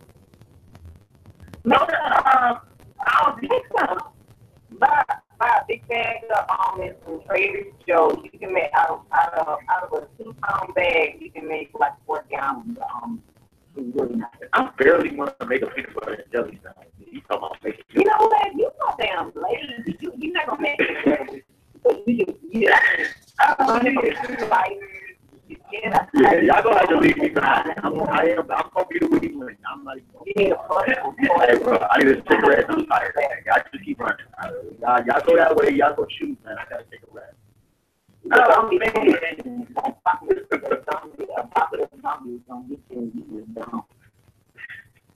You know what? I'll be the distraction. You know. I'll be the distraction for y'all. You know, what is on showing me up, y'all can get away. That's all. They go that way. That's it. And next time we have a conversation about the Civil War, what we need to do, I'm going to need you to be quiet. So you don't know what. You just press the button. Oh, man. I know what to do. It's just, you know, you ain't going to do it. No, I think I was that. There's a lot of aspects I would truly enjoy. I'll put it that way. Yeah. We'll get to that. So, what's going on? How's your day going today? It's going cool. It's going cool. You know, not too much. I can't complain, really. I mean, I can, but, you know, but no, not, you know, pretty good day. Yeah, I didn't give it a chance to catch, what y'all were thinking, you know, what was going on earlier, where the family came through. So I'm just kind of coming in, you know, I get to know the which I have been building on, so, but, yeah. It was pretty much that we talking Dick Gregory. We had just listened to the clip of him talking about Malcolm X. We talked about and that a little bit about what black folks think black folks should do, and that the white folks have another civil war. And I think that was it. You know, just and you know, want to make sure people know how to contact you if they need some of your services. You know, the whole time. Okay. Well, man, as far as like Dick Gregory, I mean, he was an incredible, brilliant man. We're really, really, you know, blessed. I would say blessed to have had somebody like him who really did love black people. You know what I'm saying? Like, you don't necessarily get that feeling, as far as me feeling all the time. But, you know, from all the people, you know, but somebody like him, he really like he wanted black people to wake up to get the information. He wanted black people to be involved. He wanted black people to be healthy. He had a lot of facets to him. He was a very multi-dimensional. You got some feedback, Josh. Yeah, I can hear it. Hold on one second. Hello? All right. I think that might have been your phone there, Renee. Let's see. Is it my line? Okay. I think we're good. No, I think we're good now. Okay. But yeah, I mean, he really loved black people, and so that's a beautiful thing. You know, some people agree with some things he said, some people disagree, and all of that. But it's the thing about it is, we shouldn't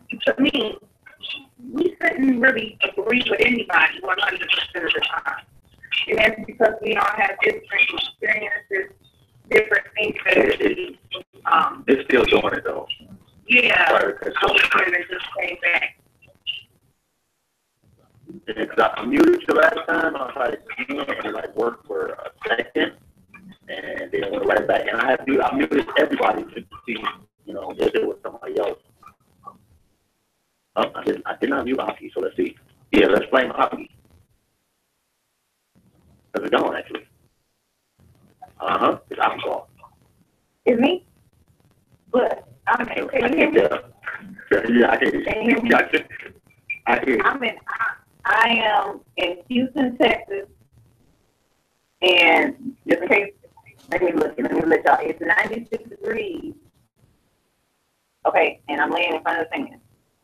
So maybe that would be a little bit of fan activity. That might have something to do with it. I'll turn my back to it, but it's all. But it's hot. But I do agree. Very multidimensional, very multifaceted. And I do think that you know, we could use. It would be nice to have, you know, people in line, in his lane, you know, to come after him. I won't say to play him, but to come after him, because he did have, you know, not everybody is going to connect with everybody in whatever particular way you try. You know, so it's always helps to have people that can connect from different angles. Like a Gregory? Yeah. You know what?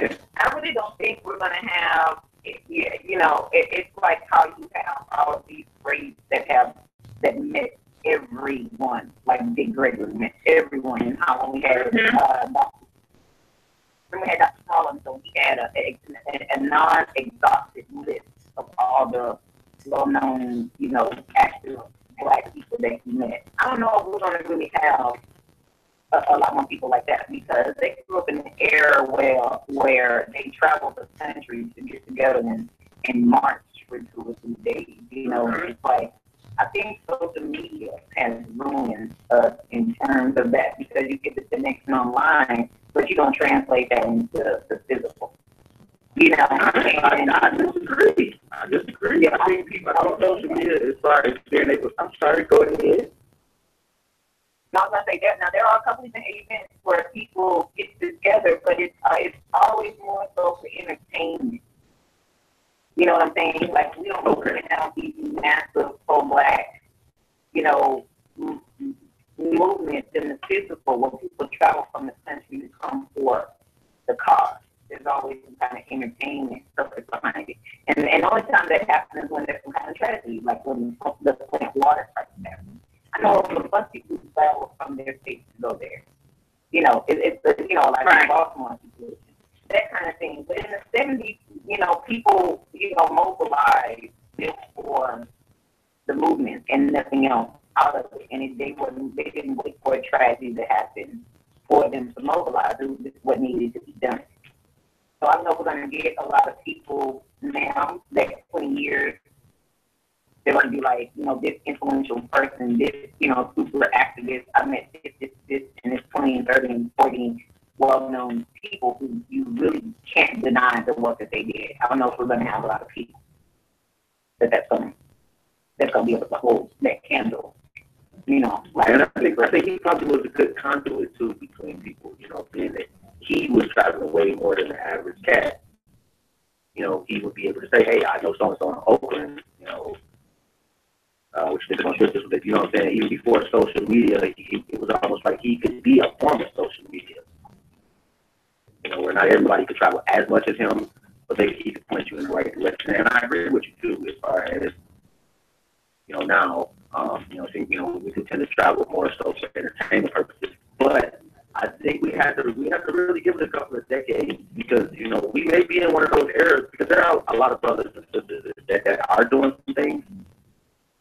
And, you know, we look back at a couple of decades. The viewpoint would be totally different. And we may, at that point, maybe we'll say, you know what, this person was that Gregory. We just thought. Now, there's a lot of brothers and sisters out there doing something, so, you know, hey, that would be dope, you know, if we got to do something, because just sitting on our hands is I'm not the most patient person on the planet, and I know I'm not doing enough. I'm trying to do more, but, you know, it's hard to do the little things when you don't get much support, because that kind of prevents you from taking a chance of doing something bigger.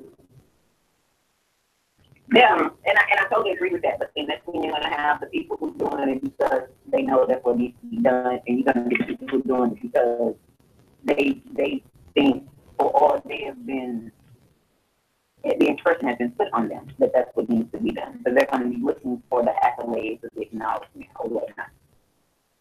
You know what I'm saying? If I don't get a ton of, you know, benefit out of being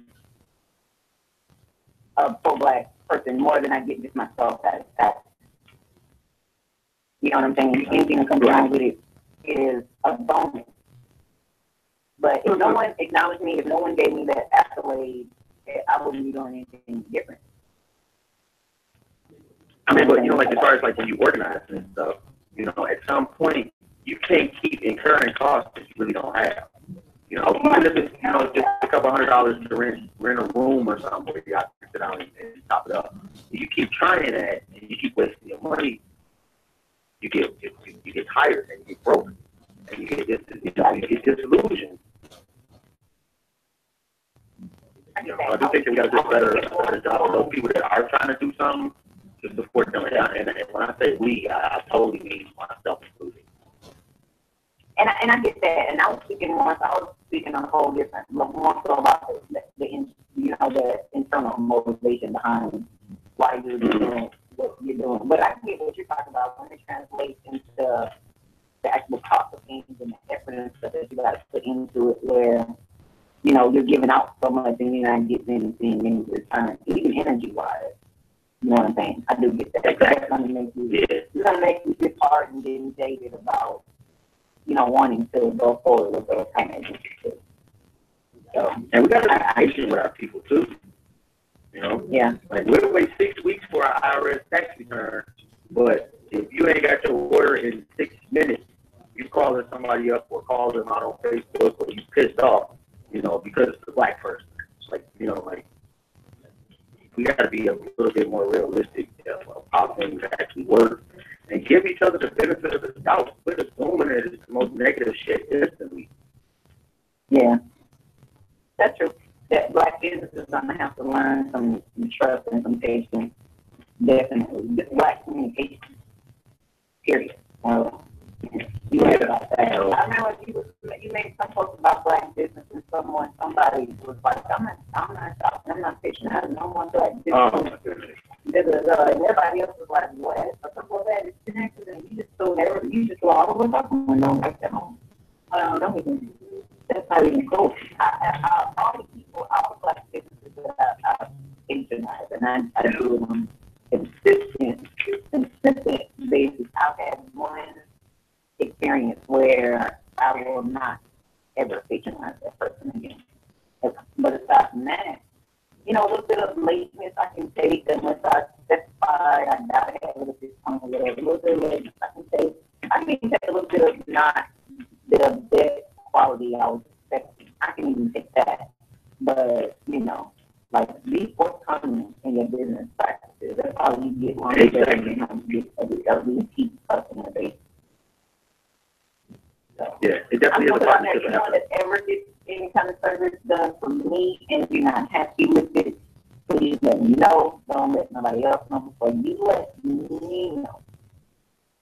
And I try to make safety nets for that. It's like I get approval. Like I'm an artist, so it's really easier for me. Like I get approval. You must approve your artwork before I even ship it out. So that way, the only thing that you could not be happy with is delivery time, or if it's framed and it breaks from it. That's easy stuff to fix. You know what I'm saying? I'm not trying to send you that I was responsible for it, and I have to fix it. Yeah, it's definitely a partnership effort. You know, we got to do better at supporting that. We got to do better, supporting on both sides. Supporting your consumer is not like a foreign concept. And I don't mean you got to give them some free shit, but I mean supporting them by being the best business owner that you possibly can. Because that helps them in wanting to support you as the next person. But yeah, that person you mentioned, they blocked me. And I didn't say shit to them. I knew everybody else that I could let everybody else go at. They blocked me. Why are you mad at me? Wow. You're going to get mad at me and block me. Not that I care, but, like, that makes sense. And you didn't even say anything towards it. Because the rest of us like, no, don't be like that. But, here's what it is. People get blocked every day. All right. Y'all know about my block story. Y'all know I got a block story for every day. So, I'm nice though. I'm nice with you. You are. I mean, they don't go back sometimes. I block my people. Renee, what were you talking about on the show last night? Yeah. Oh man. I'm like everything. Basically about what went down in the Unity Conference with their full family finalizers and that whole situation. It was really good all that, and then he's going to be doing the single on Finetta. I think we're going to be talking with her statement and feedback out of that. So, yeah. And so we were kind of building on that, like, just the craziness about it, talking about this rhetoric about how Black people are our own worst enemies. That's complete and total bullcrap. And so we was just really, kind of building on that.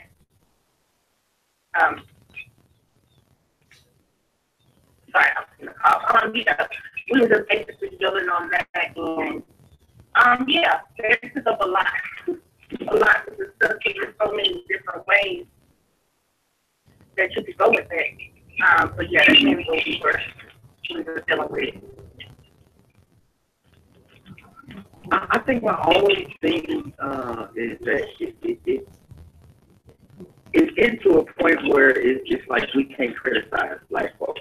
It's like it's got to be socially, like it's got to be a whole, like people got to basically pile on for it to be acceptable. You can't have an opinion that is different.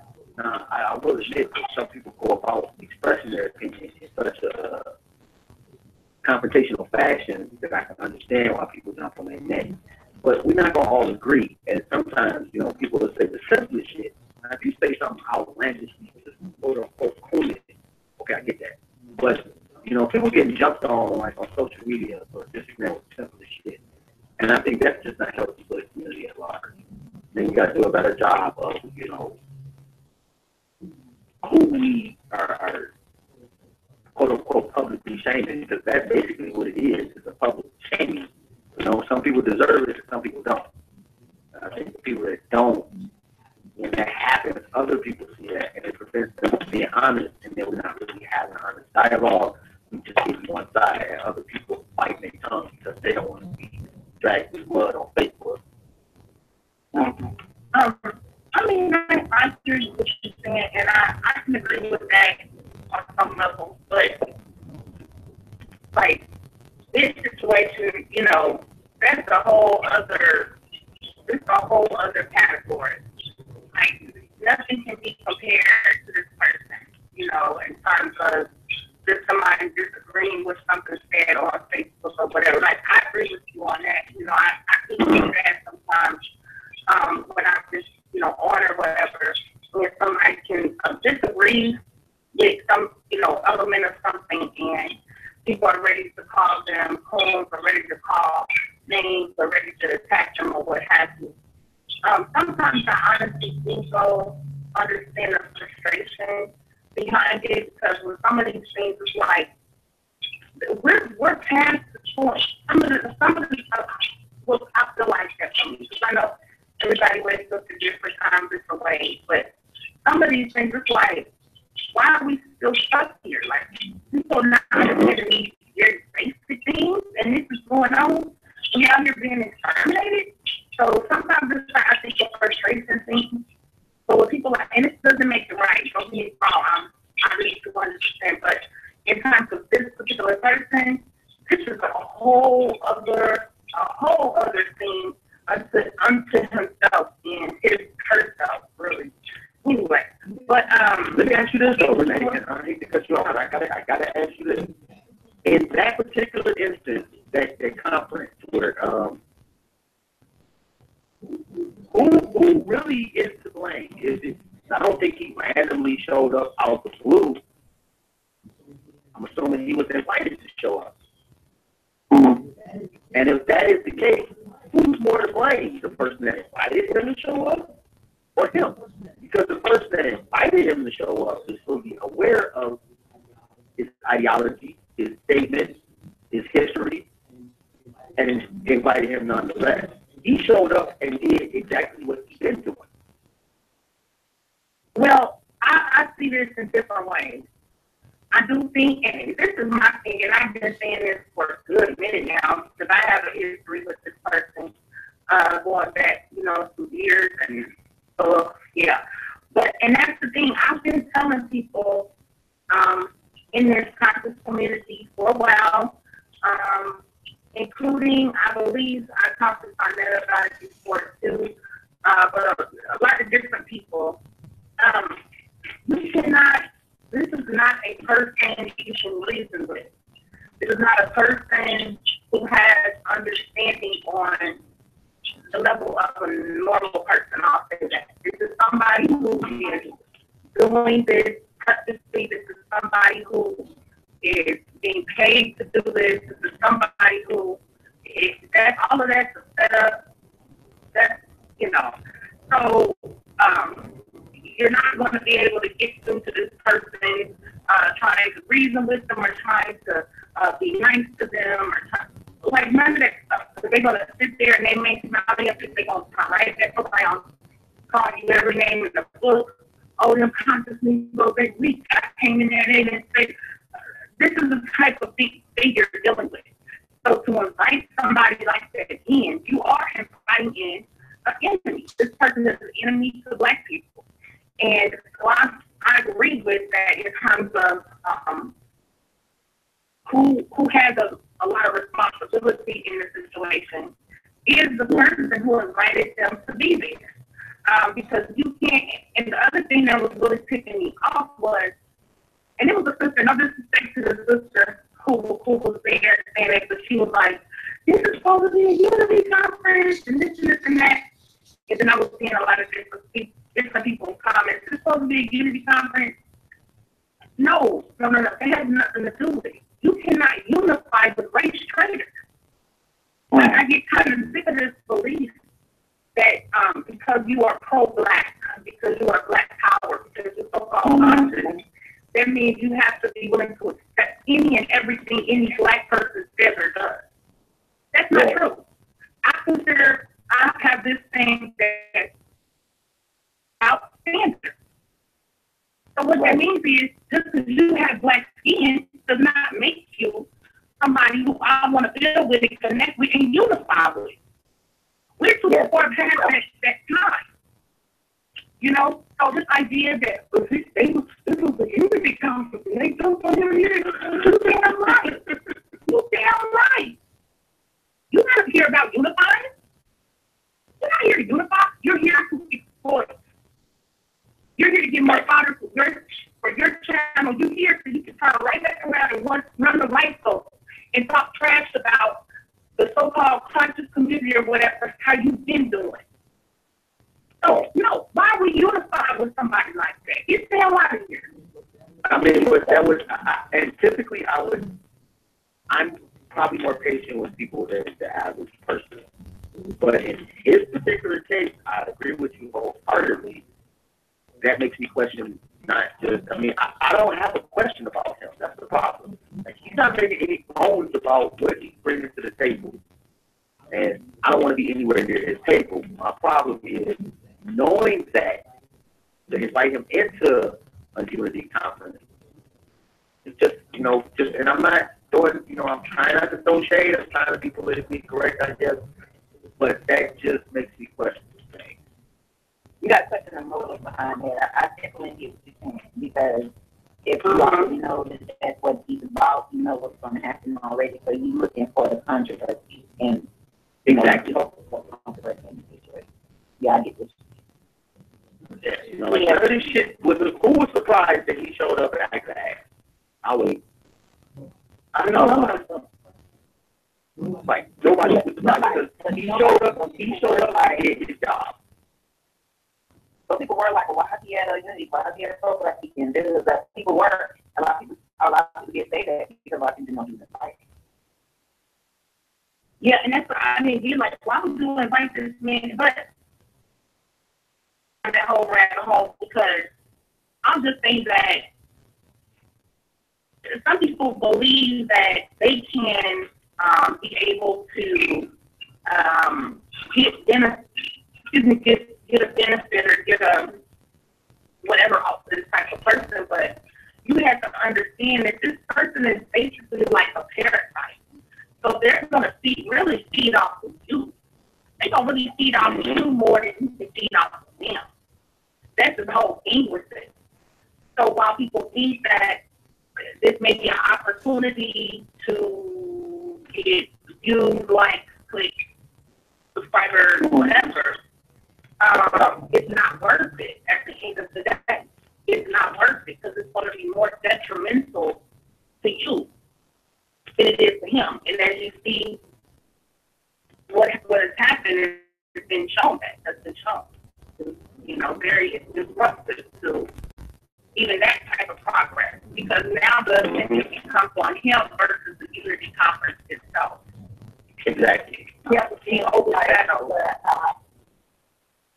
Because it's like, I think I'm going to have to question a little bit and I fully agree, because it's like people focus on the top line, but it's like, this is the first time I've heard in the conversation anyone bring up, well, why did he get invited? What was that behind it? Like a lot of people don't want to touch that. I don't know why. Right. It's a different question that I'm interested in knowing the answer. Because it's not financially viable to say anything about the Sun Earth. Let's keep it straight. It is, but how is Sun benefiting out of the controversy, though? I just agree with you on that, Doc, because the reason I say that is because we in this era now where it's all of these different channels and things that have sprung up and that have gotten subscribers and views and all of this based off of bashing China. You get further bashing China in this time than you do alignment with China, honestly. And so he doesn't care about whether it's good or bad publicity. He just cares about the publicity. He doesn't care about being negative or positive. As long as he's getting talked about, he's getting paid. So that doesn't really matter. Yeah. And I will say that, and we all know, like if you have a media product, and before I get into that, make sure y'all go tune in to Do the Knowledge Radio, Britain Foundation, our brother Knowledge More Allah, and the brother Keith Gordon, about to start to show up. Like I think they started. We just went over just a little bit. We do that sometimes. But make sure you support through the knowledge. You on tonight, Renee? Yes, actually, yeah, I got to go. I'm going to be on about an hour. Okay. You make sure y'all get the rundown. Yes. And yes, I'll be in contact because I need you. I need you to build and come over. We got so much to build on. There's so much going on. And I'm going to be doing a sister's channel soon. So I would love for you to come by yourself, you know, for you to come and do it. So hold on. Whatever you need. These brothers be ganging up on me. So I'm yeah. You know how they do. You know how they do. Right. I know. They tricked me. I like those. Well, I didn't like that can't get no love. Recommend y'all on the whatever you need. Thank everybody for tuning in. I don't know if Shakti put us on hold, but salute to her for tuning in. Salute to knowledge. Shout out to Jay. Not sure where you at, but I know you are somewhere with some boots on the ground. Definitely appreciate calling up. And can I say this real quick? Love to all the family. Love to Revolutionary Mind Cinema family. Love to Liberation Mind Media family. Love to everybody out there who cares about the community and trying to do what we can to better our situation, better our condition. Much love to everybody. Much love to you, John, and for all that you do. You are an incredible brother, and I'm just honored to be working with you on things. Thank you so much. Oh, the event for you, Renee. Doing an event for the Olympics Saturday, and invite some of your people so they can win. You know, we got some black-owned businesses donating some prizes. I think I'll donate a gift certificate. We got $100 for the winner. Oh, wow. So, all you got to do is do that. Okay, I did see that. I'm trying to think that I repost. Okay, but I did see that. I did see it on my page. So, okay, that's what's up. All right, no doubt. And salute to you. Have a great show. And, you know, I'll be with you. Okay, and much love to you, Queen. Like I said, I will be in touch with you. You do incredible work. Thank you. Thank you. You can use it as well. Yeah, anytime. Like I said, all right, thank you. All right, y'all. Everybody have a good rest of your night. No doubt. You too. You too. And on that note, I think we'll be wrapping it up. Any last words you got, Queen? I'm sorry, Renee. Go ahead, Renee.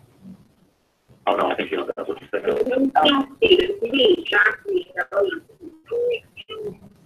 Oh, okay. What you say, Queen? I just gonna say, can you hear me, John? Yeah, we can hear you now. Okay, yeah, I've been in the background saying I'm on the line for a minute now. This is the first time I heard you in a while. I figured you just muted us and moved on. Yeah. I've been here the whole time. I wanted to start Renee up when she jumped off, but, you know, peace to her. And I know you get ready to wrap up, so I just want to say thank you for having me on. It's been a pleasure. Peace to you and Queen Shakti. And tomorrow, if you're welcome to Detroit, we're having a food supply giveaway up there on Woodward and Park of the Lions Den at 2 p.m. Bringing babies on a real half night food. So that's it. Peace and love. Thank you, Sam. Let's go. Peace, Queen. You got any last words, anything you want to say? Yes, you know, this is representing, you know, I love that. Congratulations with the magazine for their win at the RBG and weekend in Fort Worth this weekend. They definitely deserve it. And just on a personal note, you know, the Revolution or Exodus art show is coming up in October. So, you know, it's going to be cool. You know, Keith Horton's speaker's going to be there. Brick is going to be there. He's going to do some, you know, acapella, you know, from the Revolution of Exodus double disc. There's going to be some African drumming, amazing food. So if you're in or around the Houston area, come through. You can look up the Revolution of Exodus art show on Facebook and get a ticket, and it's going to be great. And that's October 21st. October the 21st at Yoga House Houston, a Black-owned yoga studio. Dope. And definitely again want to shout out to families like I said, radio, the rundown with Renee, do the knowledge radio, get this with the magazine. Again, salute to Shakti and the whole fam over there, get this wisdom for their recent wins, the RBG Awards. That's dope. And if you don't know, we started with Monday Media so that we can control our own narrative. You know, and we all have kind of like, you know, we all have a common goal, but just a slightly different way of getting there. So, you know, check out the shows, check out the family. If you see a post, make sure you share a post. Don't forget to check out the website, mystand.com. And we will be transitioning all of our intellectually tangy stuff over to that website just to cut down confusion. It makes no sense to have two websites, really, when we can just do it all in one. So we'll be doing that soon. Don't forget to check out the Olympics Saturday. I'm telling y'all, if I don't get 100 people in the event, I'm canceling going to buy myself. Some of the finals screens I can find. So it's up to y'all. But that was this Saturday at 4 o'clock. It's up to y'all if y'all want to participate. Just look up the Conscious Olympics in the event, and you'll find it. Check out the group, My Skin Is My Sin, and check out the fan page. Well, Instagram, My Skin Is My Sin 1. That's the number 1. Twitter is the same handle. And if you want to donate some spots to the homeless, keep it in mind. And let me know how it's on to those live streams if somebody's out there paying attention. All right, peace, fam. We love y'all. Y'all have a good one.